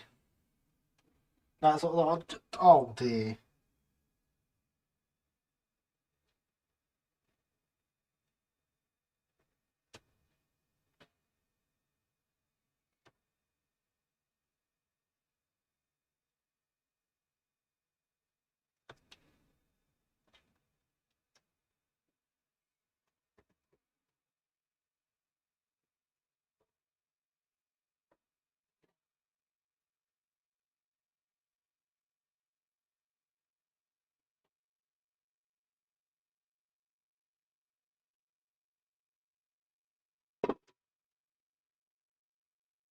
Are there circular windows above the door and at the back? Yes, there are, but they're on a different thing, so I haven't got them out yet.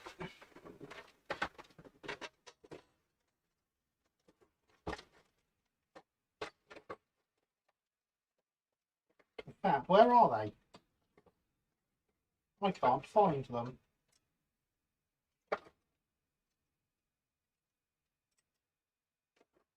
Oh no, there are vents. There are circular vents. Still not as cringe as El Cheapo. No, no. I was going to say, Sophia, you know, my channel might be significantly smaller than Sam's Trains, but it is at least 100% Mexican racist Mexican stereotype free, which is nice. Yeah, we've got circular vents back and front rather than windows.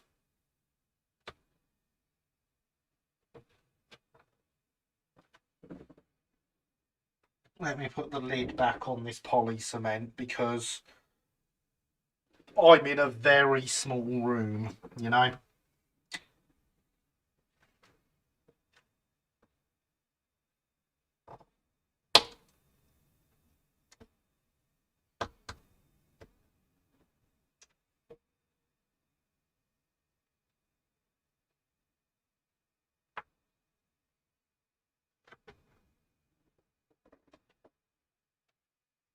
Sounds trains have to come up every stream. It looks that way.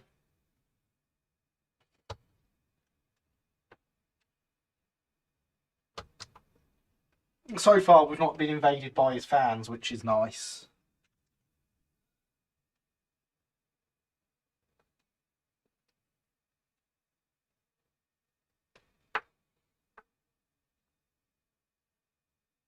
But you do have a point, Alex, because if that does happen, it would not be fun.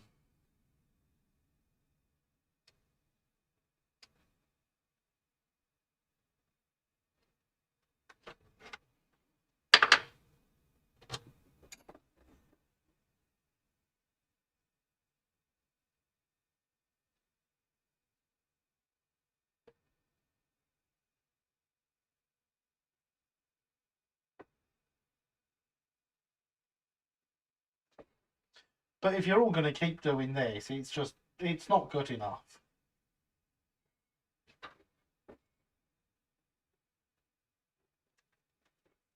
Does he have 106,000 subscribers? How is that a thing? I think it's past their bedtime. But seriously, how does he have 106,000 subscribers?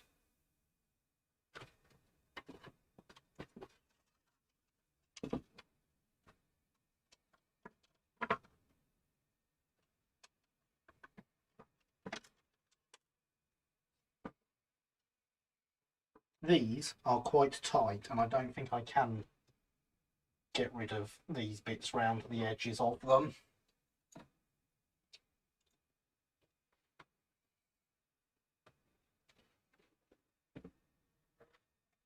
And I've got to get them in the right way round first time.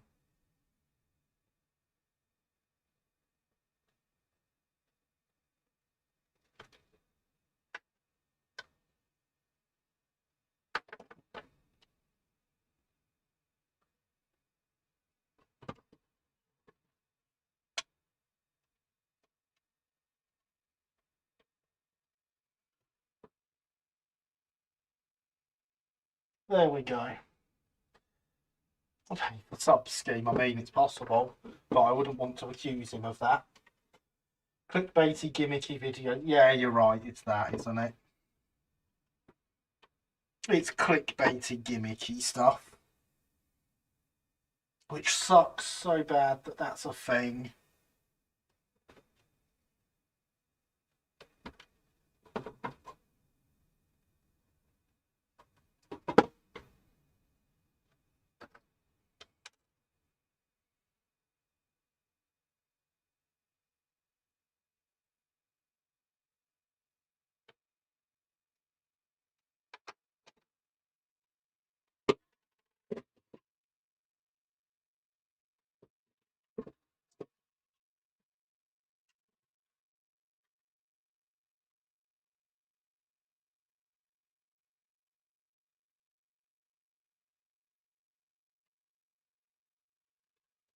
I mean, seriously, that's more subscribers than Intercity 82 ever had.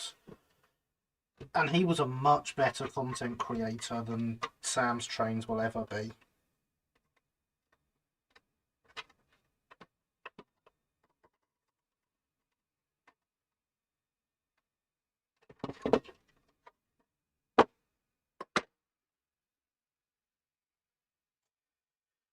Clickbait gimmick videos, so 80% of YouTube then. Well, that is true, isn't it? Unfortunately. Hydration is important, everyone.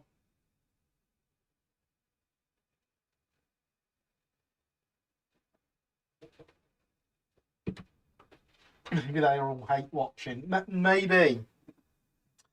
Maybe.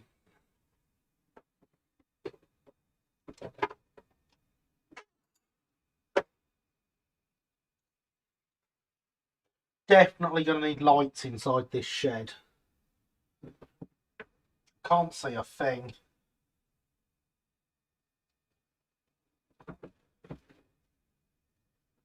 I mean, I'm assuming realistically there'd be one from each. Yeah, the bottom bit here. But with LEDs, that's going to be way too much. I can probably get away with just the one light. And by probably, I mean definitely, and have that light painted.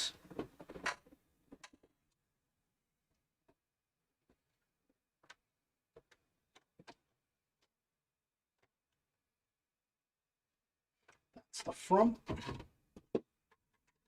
And that's the front one.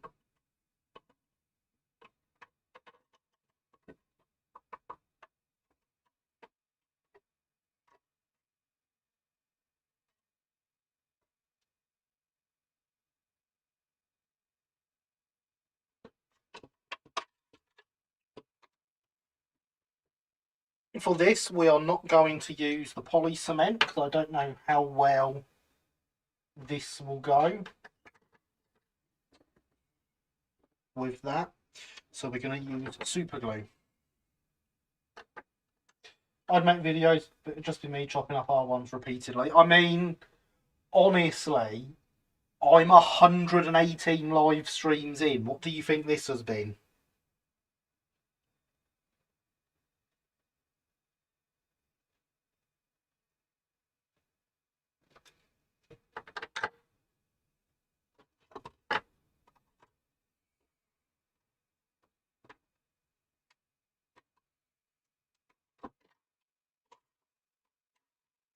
I would love to claim every new bit of content I put out there is a brand new bit of content, unlike anything I've done before.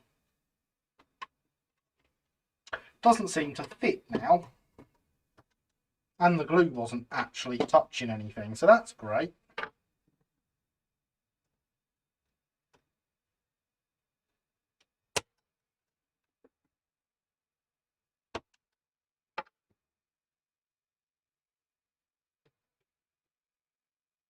Probably actually two pier trusses if they're right in the middle, the loco casts a shadow right where people want to walk. Ah, yeah, fair enough. That makes sense.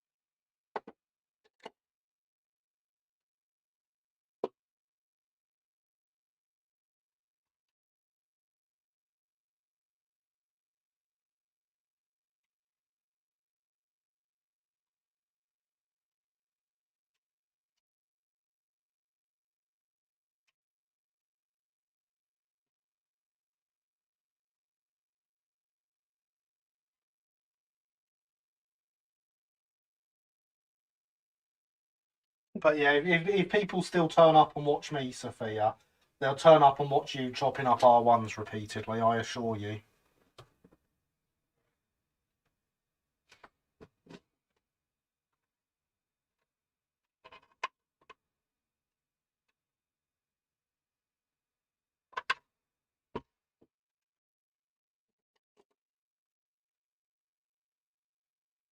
This one still seems to fit, which is nice.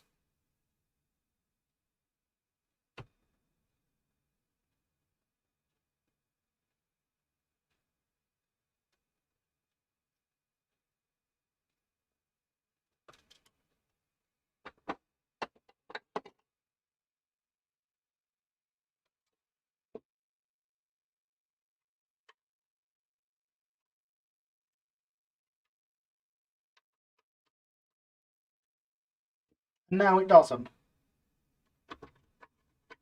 Awesome.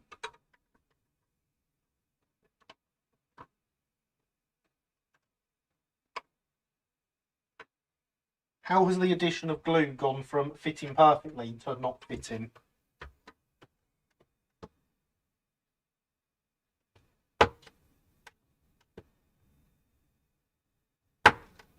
Please explain.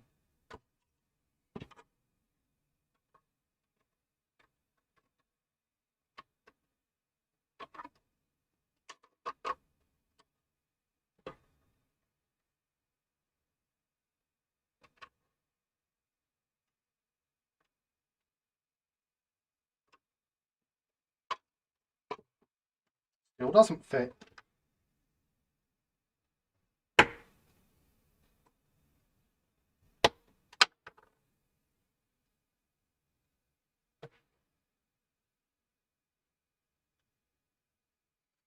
Currently uploading a video to YouTube, I have no idea why. My God, Alex. I approve of you uploading a video to YouTube. You are not allowed to delete it until I've seen it. Did they swap end for end? No, I tried it both ways round and it wouldn't fit. Because I thought that it might be I've put it in the wrong way round and now it doesn't quite fit in. But no. I tried that.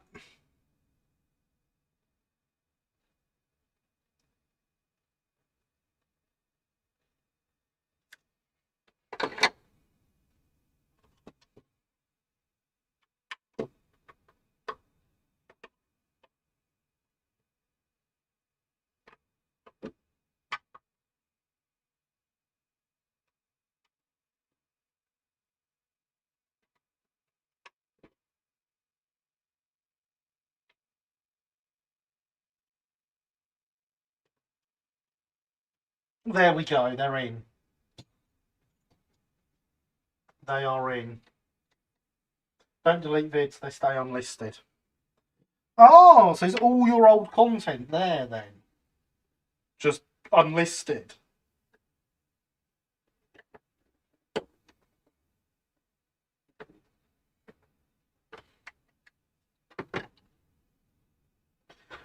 So the question is, where are you posting this video so I can watch it?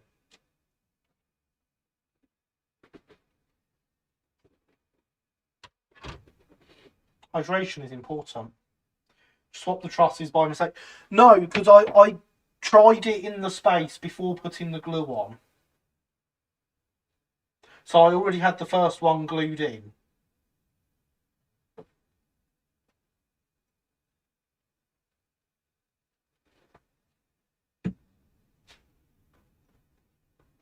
I glued the first one in, then tried the second one and it fit. So I took it back out, put some glue on it, put it back in and it didn't fit. But now,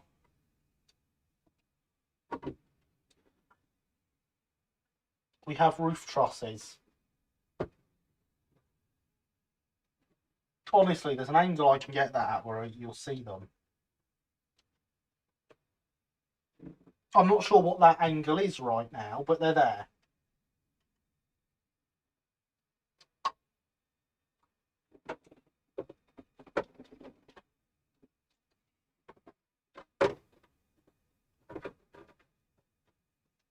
I also expect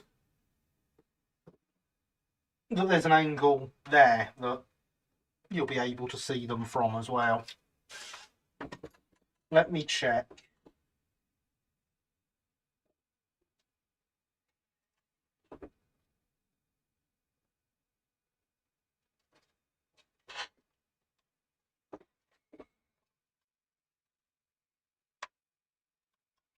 I'm not sure.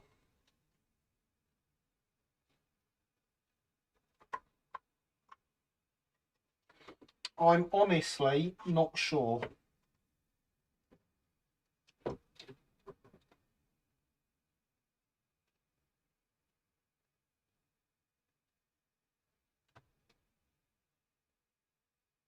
I can't tell.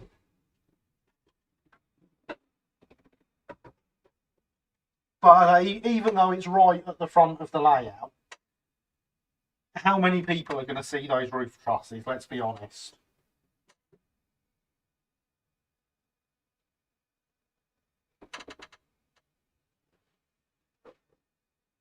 It is primer time. Except my spray booth is not set up for spraying and getting sprayed with primer. And so there's that problem. But it will get sprayed tomorrow. As will this and this. And all these bits here. Now, Linny, you earlier mentioned broken window frames as an idea. Or down there. And I do have 2 more window frames. So how should I break them?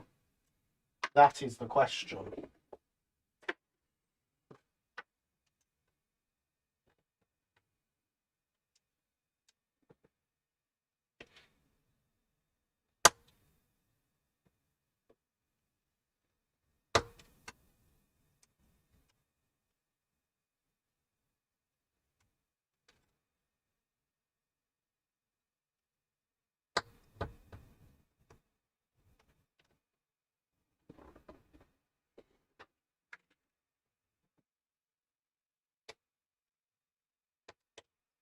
Because since I know I can do this, I can make broken window frames.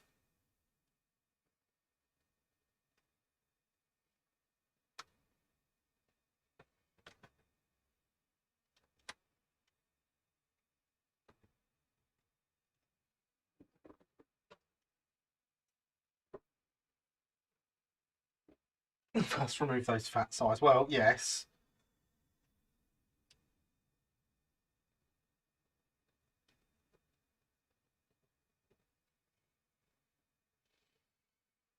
I would love to go with the open the back door to do it method.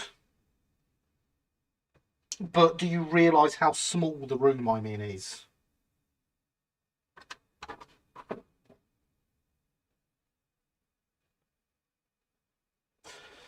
There we go. Uploaded, processed, all good. And now it remains in purgatory. Never to be seen. Well, that's no fun, Alex. You got to post a link to it somewhere. Or at least tell us what it's about.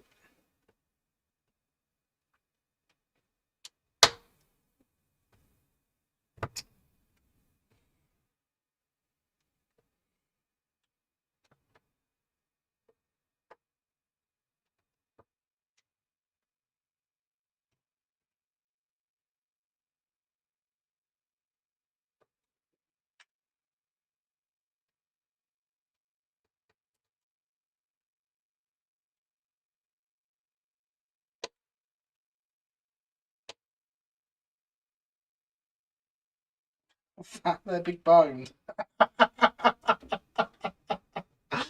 Yes.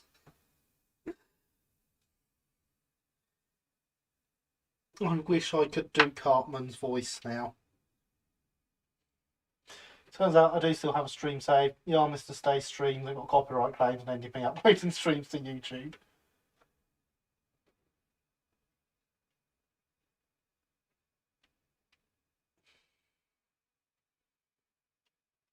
Okay, I mean, that's a great idea and all, Linny, but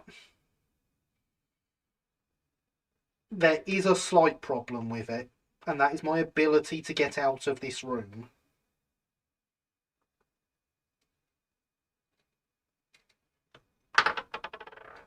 because the laptop is supposed to sit about here, and that is what I designed, currently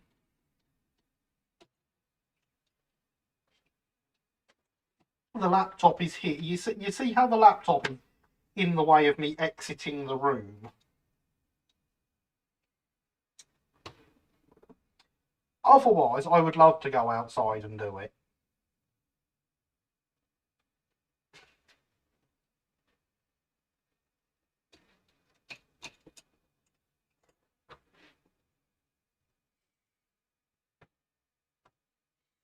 It's an interesting live stream to still have up there as your only one still up there, Alex.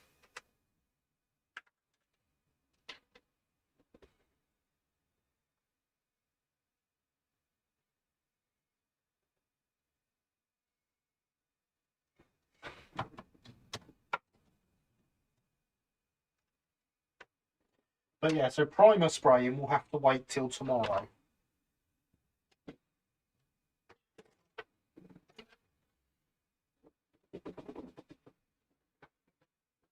In the meantime, we have more bits of detritus to chop up ready for the layout.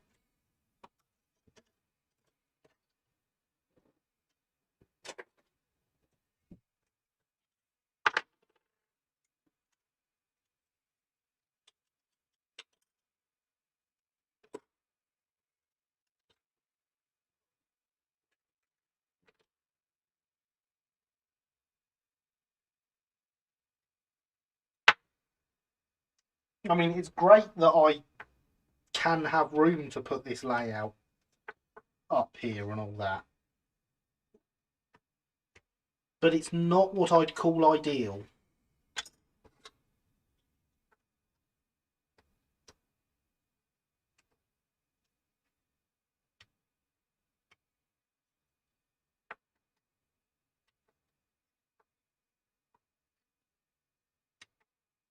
Don't know why I'm cleaning this one up. This door was completely destroyed in the accident. It's a bit breezy out in Sussex at the moment, is it? I will take your word on that. My thing on my watch just tells me it's 18 degrees and cloudy. Doesn't tell me about the wind. If I remember right, it was still in the claim process when I quit YouTube and deleted everything else. Then when the bogus claim went out, I just left it and forgot about it. Fair enough. Hydration is important.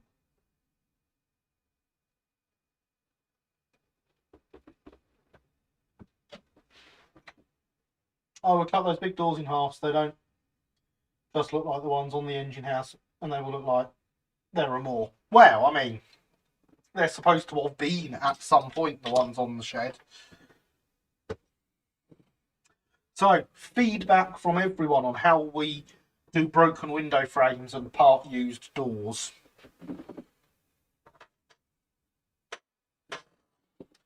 Whilst I grab some paint.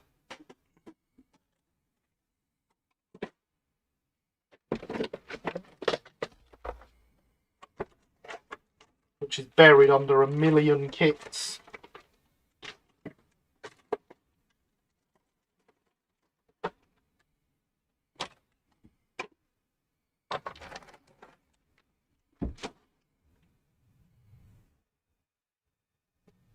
I don't know why I dumped all my kits up here. I don't normally.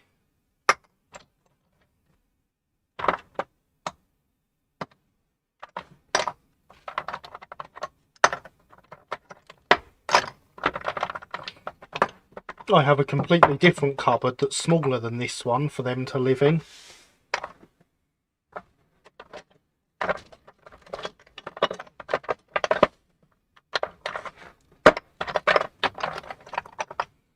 Interesting, I have apparently completely run out of what I would call South Park Quarry Blue. Oh no, I haven't, there it is.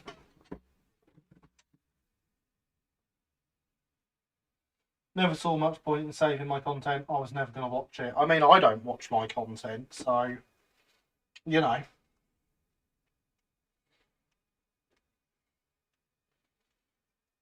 So are we just going with cutting the shed door in half? Is that it?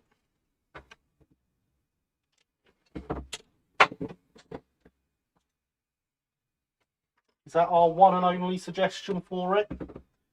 Chop a few random bits out of the windows and take a big plank out of a door for the replacement wagon plank. So you see, what I was going to do is, because I've... Look, there's my wagon. And there's my paint.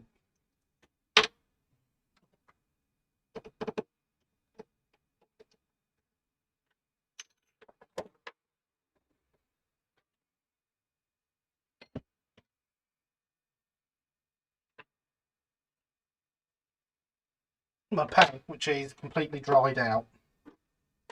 Because it's been so long since I've used it. I do not understand the plan. So, the story is that at some point, the doors have been closed and a runaway wagon has gone through and hit the doors and broken them. They have since been replaced.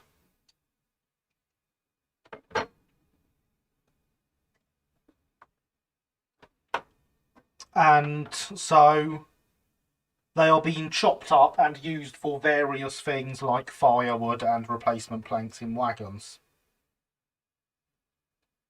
I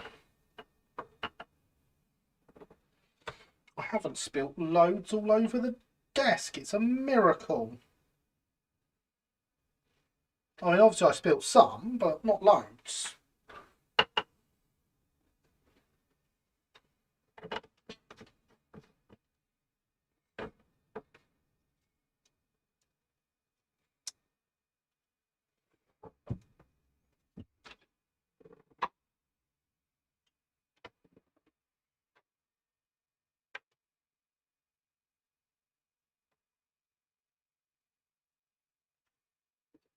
We're going to bring this pot of paint back to life.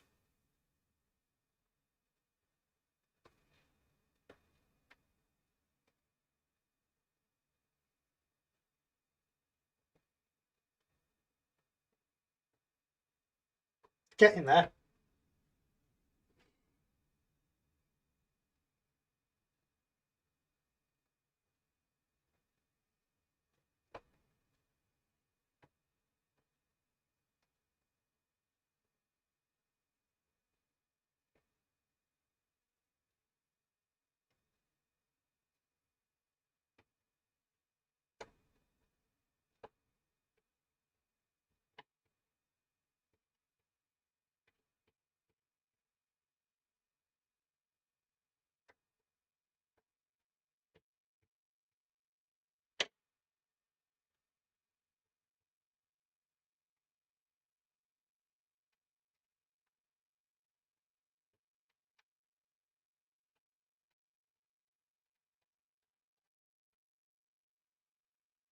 I think we're somewhere very close to a decent pot of paint again.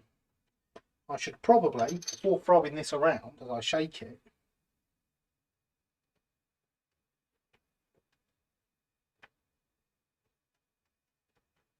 at least attempt to get the thinners off the lid, off the top.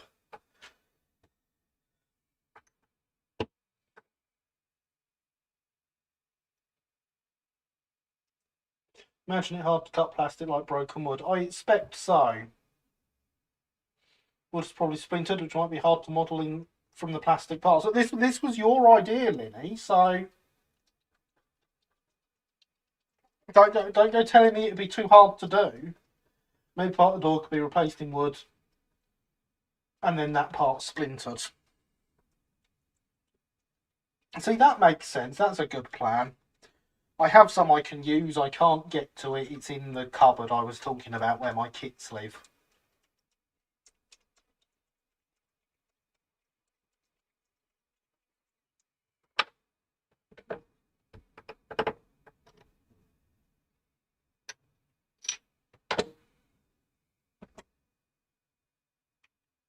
And now we have usable blue paint.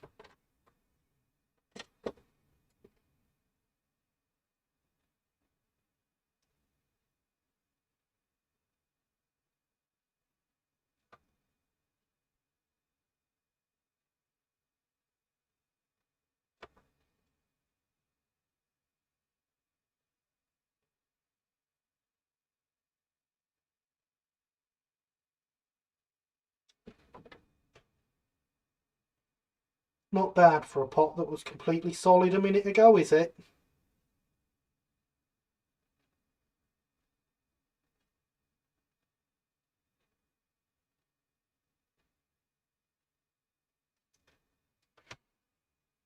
And one replaced plank.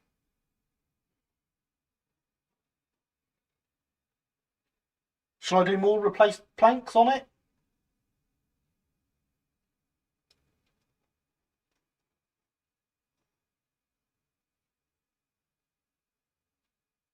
Yay or nay?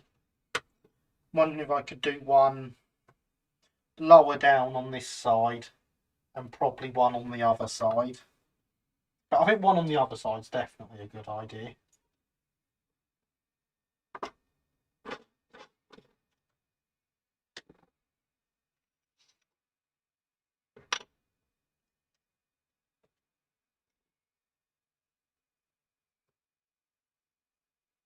Because then, whichever way the wagon gets put on the layout, it has a missing plank.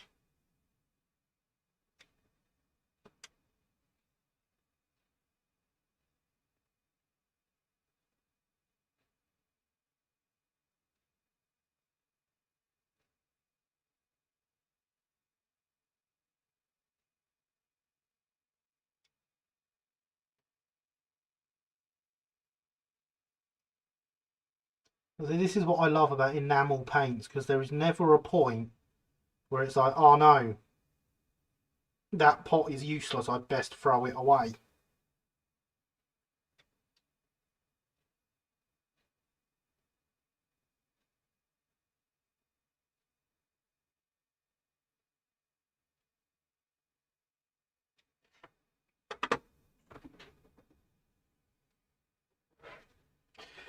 See, now you say about the inside, and Linny said about the inside, but that means I've got to scribe the doors in it as well. Because it doesn't even have the doors markings in on the inside. The outside we have doors in the middle. The inside we do not.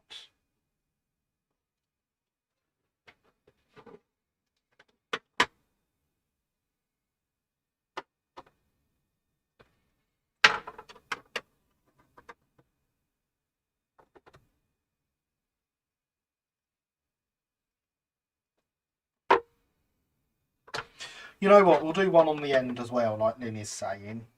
Because I've not ever done one on the end of a wagon before.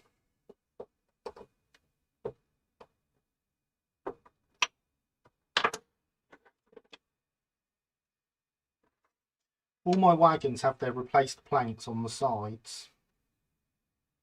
It can be the top one. No, it can't be the top one because I can't be bothered with painting round the top of the wagon and stuff. It can be one down.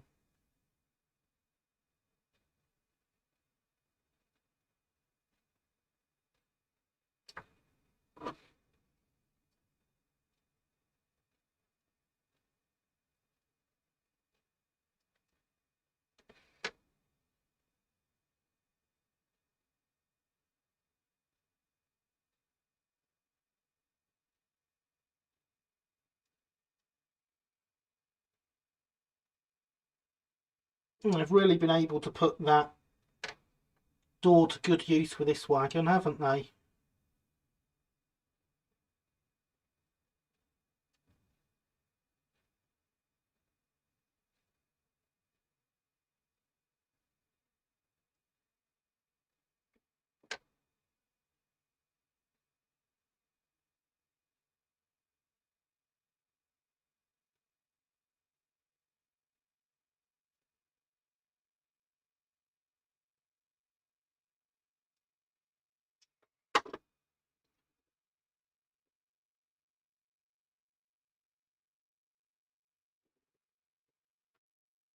Wouldn't the inside be really filthy from ash? You make a good point there, Alex. You make a very good point.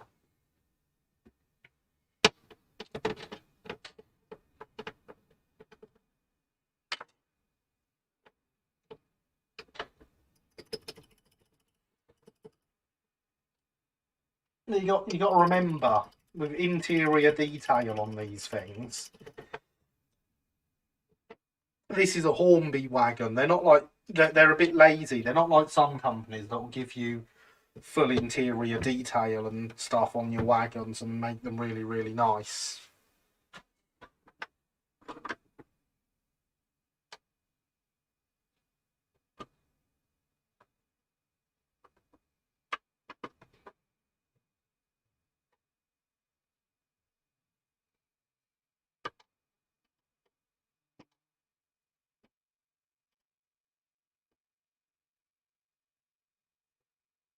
We can see the tops of the doors now. Well, that door.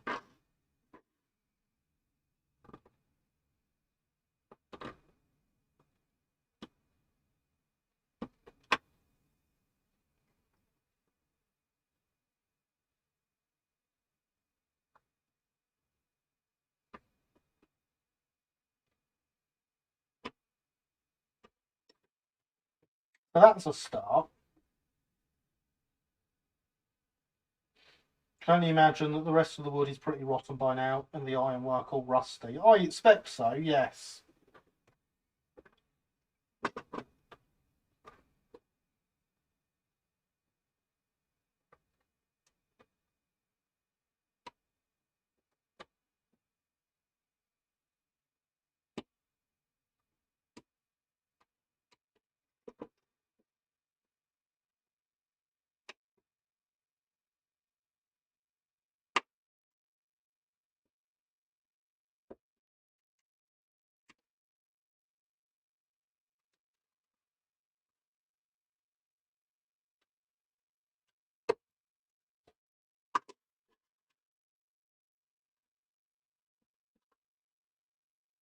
There we go. One interior door modelled really nicely.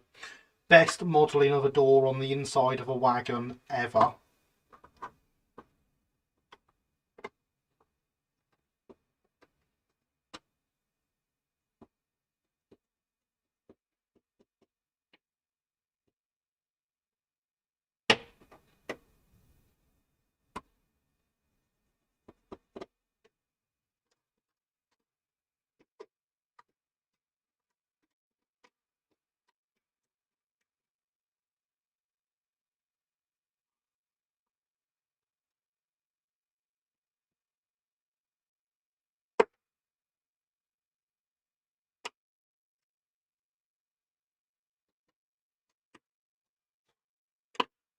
And on the other side.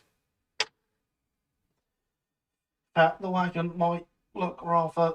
Oh dear.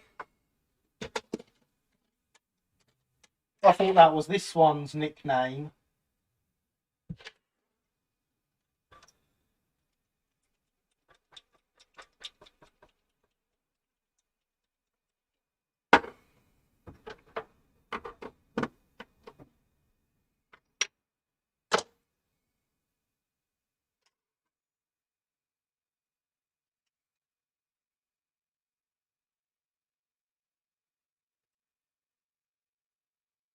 So, bottom plank here.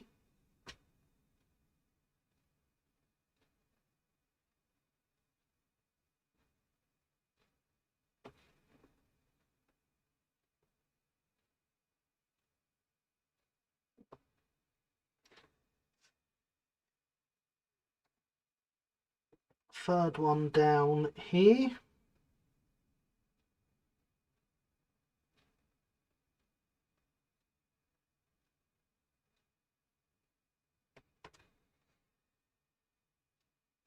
And second one down here.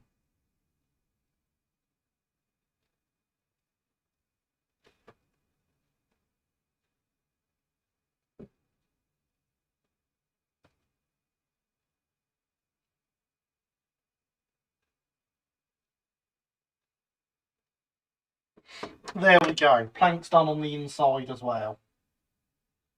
Tap that groan button now. Yes, smash the groan button. If you scroll down there, it looks a lot like the like button and might say like. So go give that groan button a tap. Now fill it with ash and completely cover the interior details. That's the plan, yeah. But we'll all know they're there and we'll have video evidence that they're there.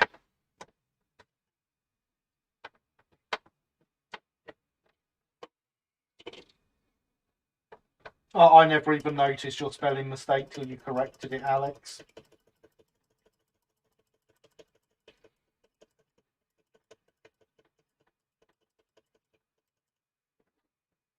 Ah. Look at that, suddenly it's 11:30. I did not see that coming.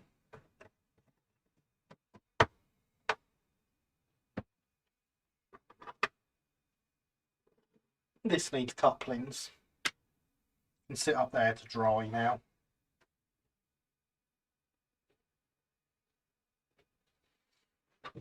So back to these. What were we doing with these, or do we want to have a shunt? I'm never going to not correct my spelling mistakes. That's fair. That is fair. Hydration is important.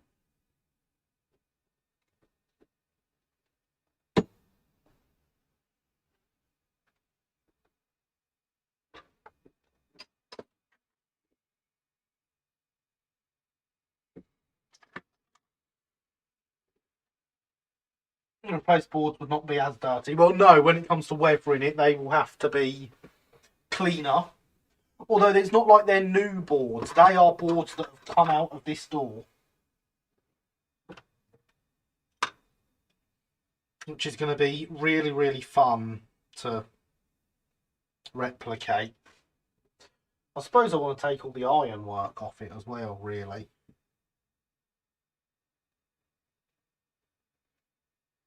Because the ironwork would have never survived in any sort of condition I could replicate on here.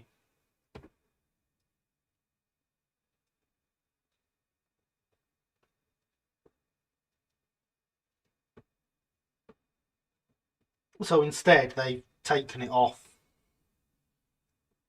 The ironwork went to the scrappy.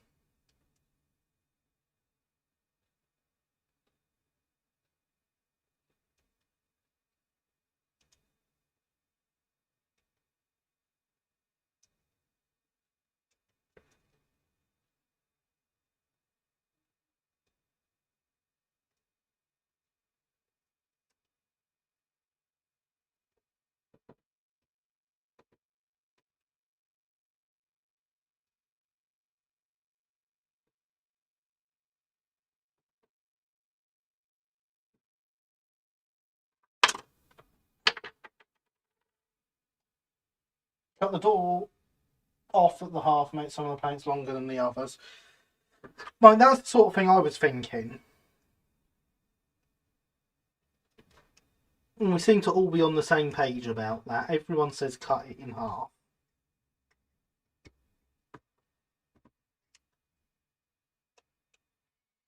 And it would be, I mean, if a wagon smashed through it, it's the bottom half that's taken the damage, so we're probably missing most of that.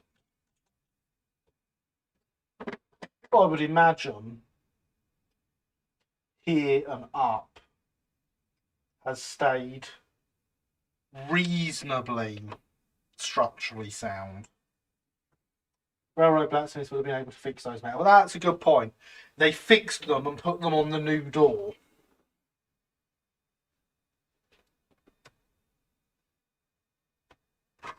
That's what happened. I imagine that this side would have taken more damage than the edge.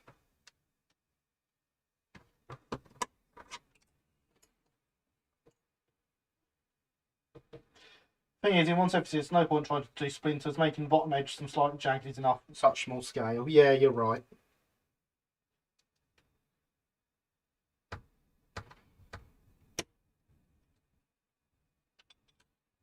So if I go through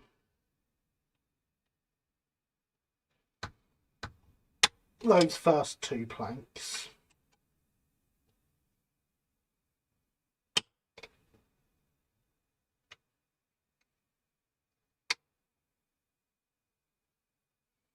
and remove those,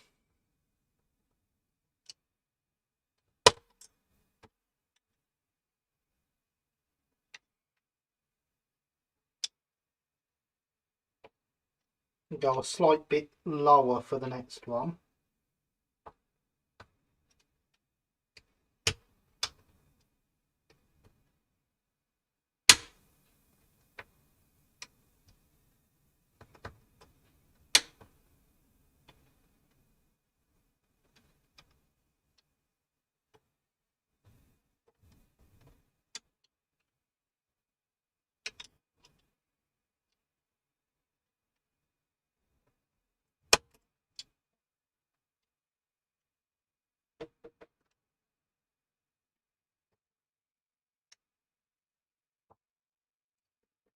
And then go even lower.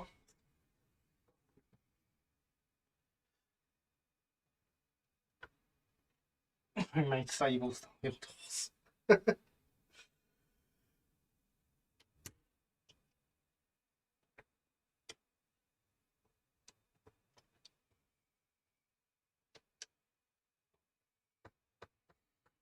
I get the feeling this knife is not as sharp as it once was.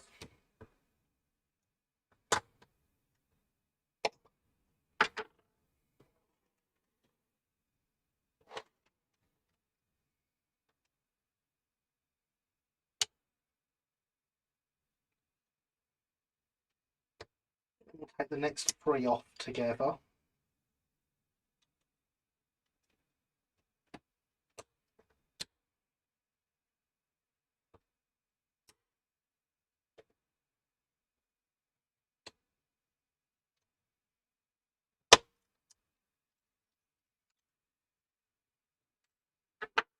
How's that for a rough shape?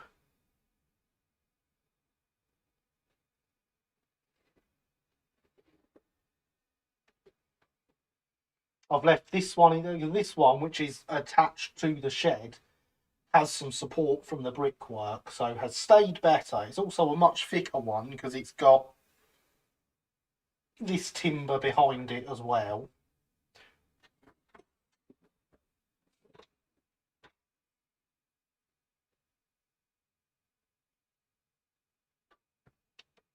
These ones have all broke roughly along the line of the diagonal, with the last two being ripped off with it.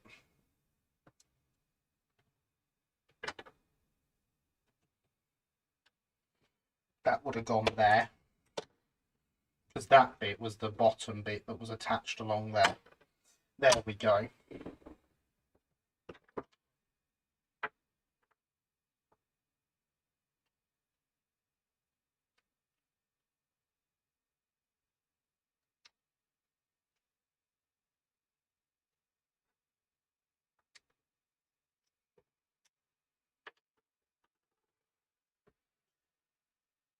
Wonderfully smashed, like a like button. Excellent, that's what I like to hear. So there is my smashed door, which obviously needs a bit of work doing to it still. But I don't think this knife is quite capable of getting the effect I want due to its lack of sharpness.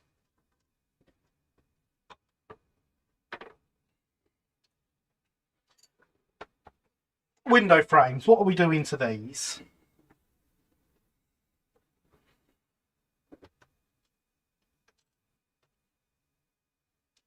Obviously not everything here has to appear on the layout when it's done.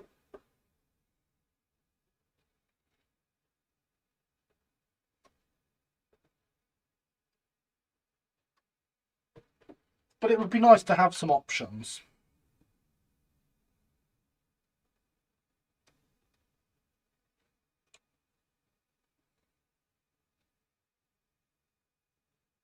So yeah, how would we propose breaking window frames?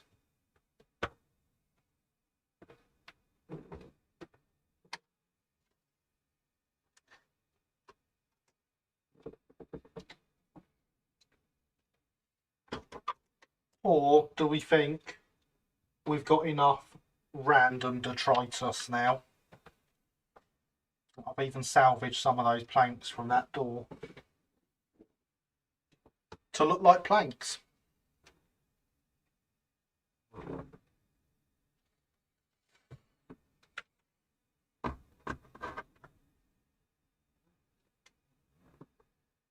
I mean, there's the joy of it. We don't have to be sure. We don't have to do it. So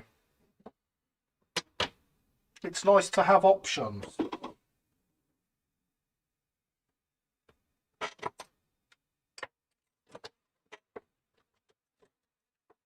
Oh, and you know, if at any point anyone here finds themselves building one of these sheds, I've got some roof trusses you can have.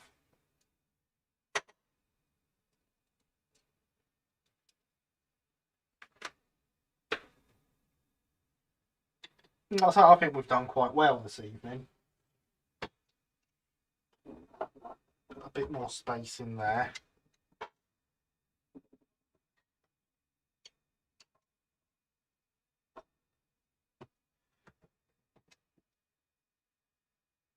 Good stream, so I must be off dinner. Thank you, Gary. Well, I mean, you've nearly made it to the end, so thank you, Andy. Enjoy your dinner. I hope it is something yummy.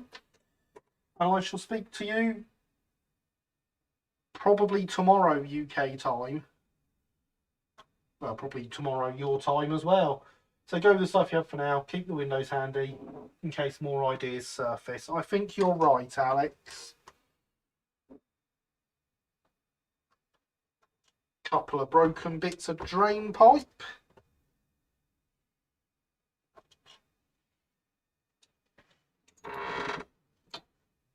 Now, you know what? We can do this because I can take the camera into handheld mode and discover it's all wrapped around everything. Well and truly covered that old door on there now. I don't think we need to worry about that with our bits shoved in there.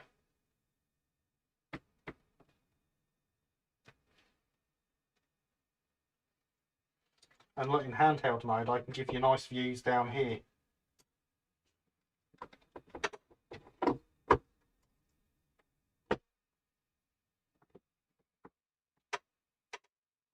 She's a nice little layout, isn't she?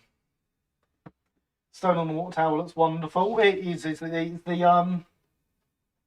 the wheels water tower. It's absolutely wonderful.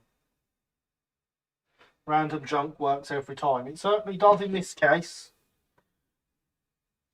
See, Alex, we took your idea, we ran with it, and I think we've done really well there.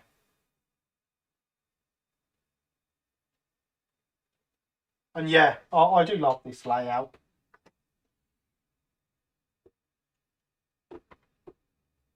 Everything about it just works.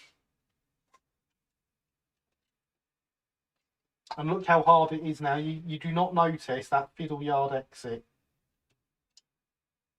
until you're like right round here, peeking over the top of the layout. Which was the whole point of this section. And like that, the vaccine hole isn't very visible. It's not, is it? You're right. Although that's probably because there's a terrier in front of it. Well, it's a little bit more visible if I put a dark colour there as well. But yeah, you're right. It's not.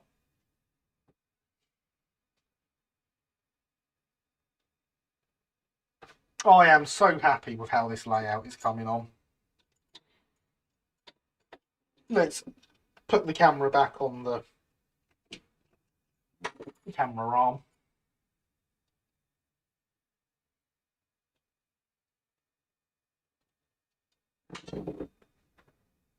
For something that is such a simple little idea,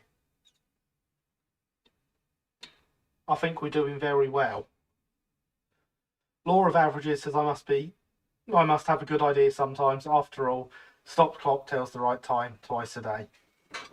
Well, this was definitely a good idea of yours, Alex. I am very happy with it.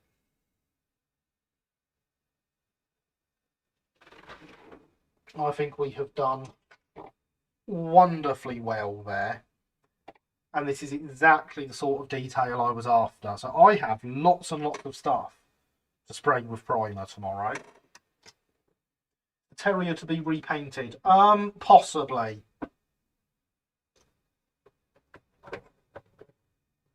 It's one of Hornby's new ones, which is why it's so orange. I am very tempted to give it the Hailsham identity and then give my Hailsham a new identity.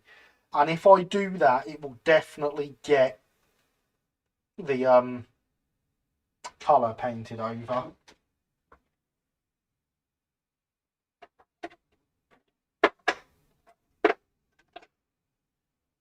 Oh no, it's not that one. The closest colour I have seen on a terrier to actual improved engine green, as we know it, is, and I can't believe I'm going to say this, the original Dapol ones, which are a very, very different colour to what Hornby did.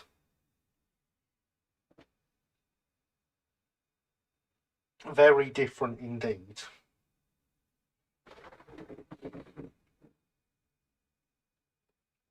So, you know, they've not done a great job there.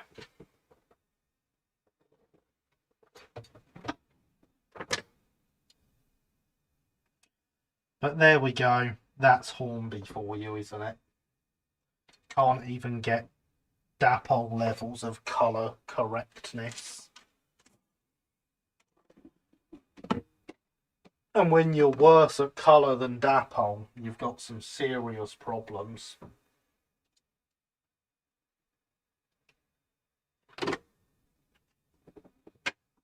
Dapol, good once, many moons ago. Yeah.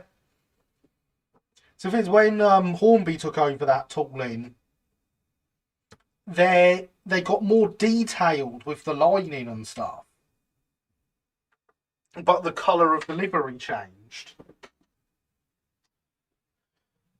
Good model in a poor livery, or a poor model in a good livery. Yeah. So yeah, there is a chance it will get repainted. If I'm going to rename it, which I say it's most likely I am going to rename it, and it's going to become Hailsham because that's the one I want for exhibiting. In which case, the name's coming off, the number plate's coming off. I can probably manage to and the works plate, so I can probably manage to repaint the panels without destroying the lining and the olive sections. Probably. So I will do so. But I will not do so until I am ready to do the renaming. Because until then, although the liver is wrong, it's still a nice model to be able to run up and down on the layout. Obviously it needs a crew at some point as well, as does the Peckett, because the Peckett really shows the lack of crew since it's got an open cab. Minor details. We will get there.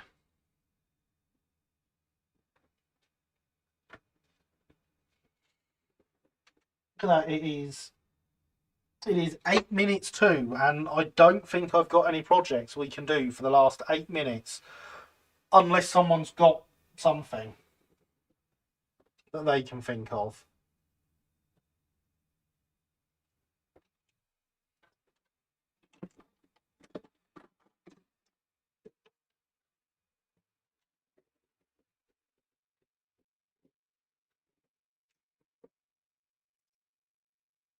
I wonder.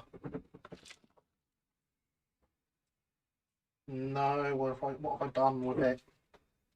That's no good. Haha. World's quickest wagon commission, or commissioning of a wagon. From kit to running. There's some wheels, there's a wagon, there's some couplings.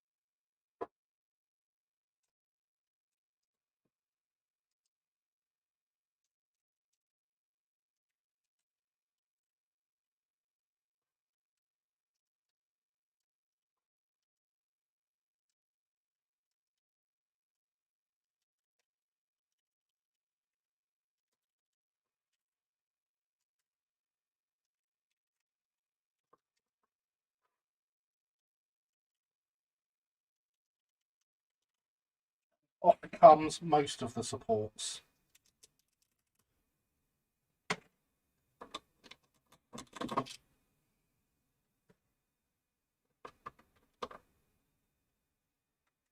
And the brakes. I thought I'd cleared the brakes of supports. Oh well, I'll be sticking them back on then.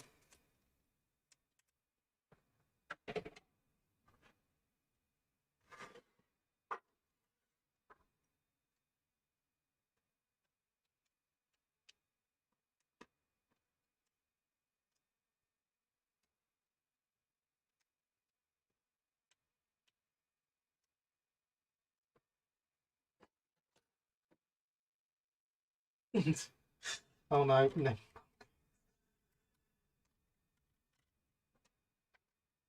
I know, what silly person will put NEM pockets on a 3D design, eh?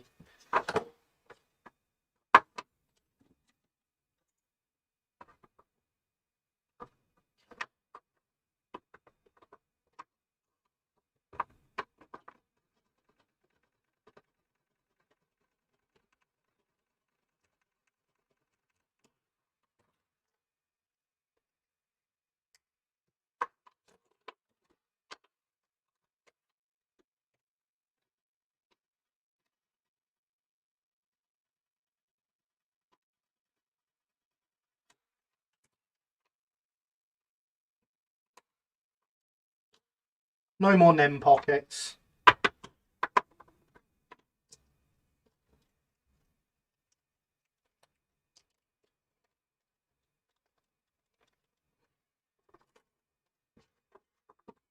It's good how I have a bag of these just made up, isn't it?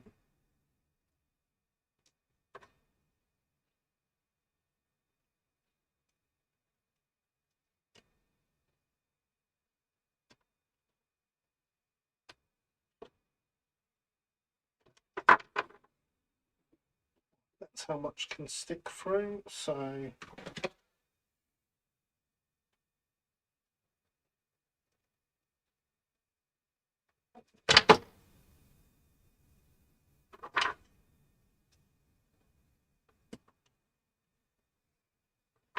One coupling.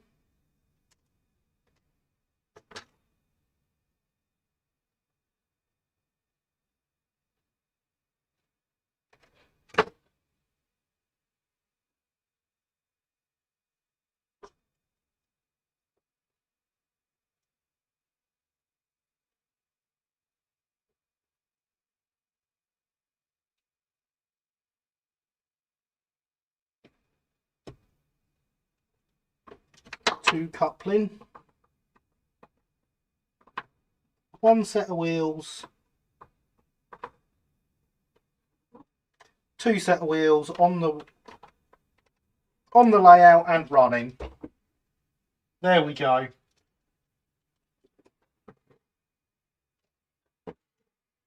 How's that? 5 minutes from kit to running. Runs really well and all.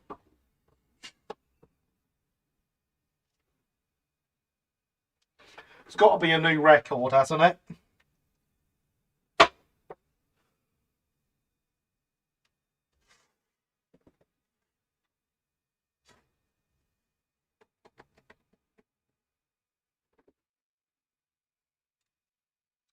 But I don't want to fit them right now.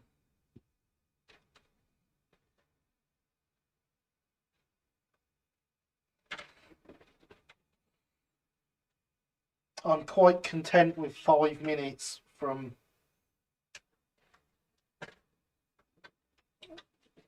kit form to on the layout and rolling, and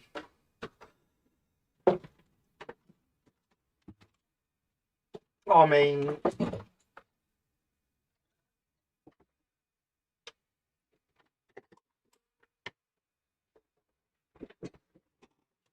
those couplings are quite tight fit in there, so in theory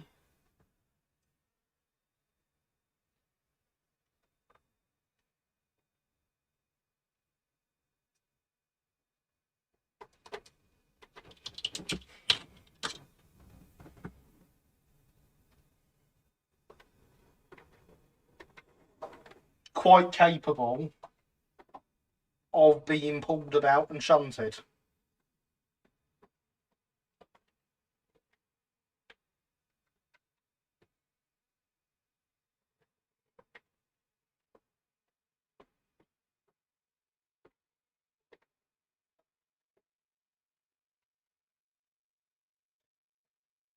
And that, ladies and gentlemen, is midnight. So all the people out there,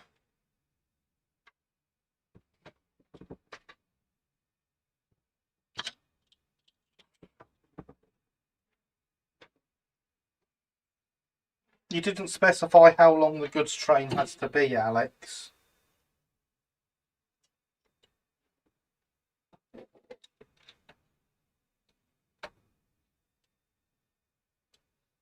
But allow me to humour you.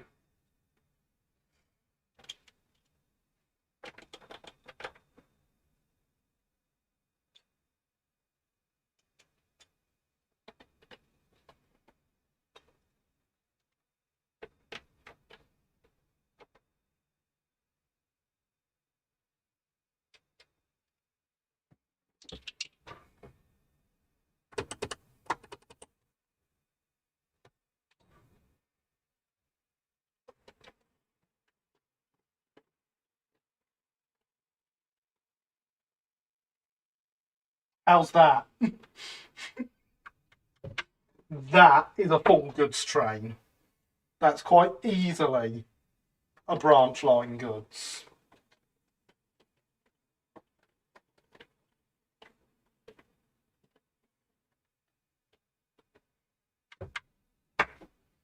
Not what I describe a full goods train, but whatever. I've seen shorter goods trains. I did it. I hope I've turned the right plugs off. Yes, I have. So, yeah. Oh, best, great stream indeed. Excellent streams always. Not what I was a full good stream, but whatever. Deal with it. Thank you for coming, everyone. I've had an absolutely fantastic time. I hope you have too. We have done so much this evening, and I am really looking forward to next week, when, in theory, we're going to start adding some colour to the layout. In the meantime, yeah, thank you for watching. I've been Gary. This has been Let's Build. You've been awesome as always. Good night.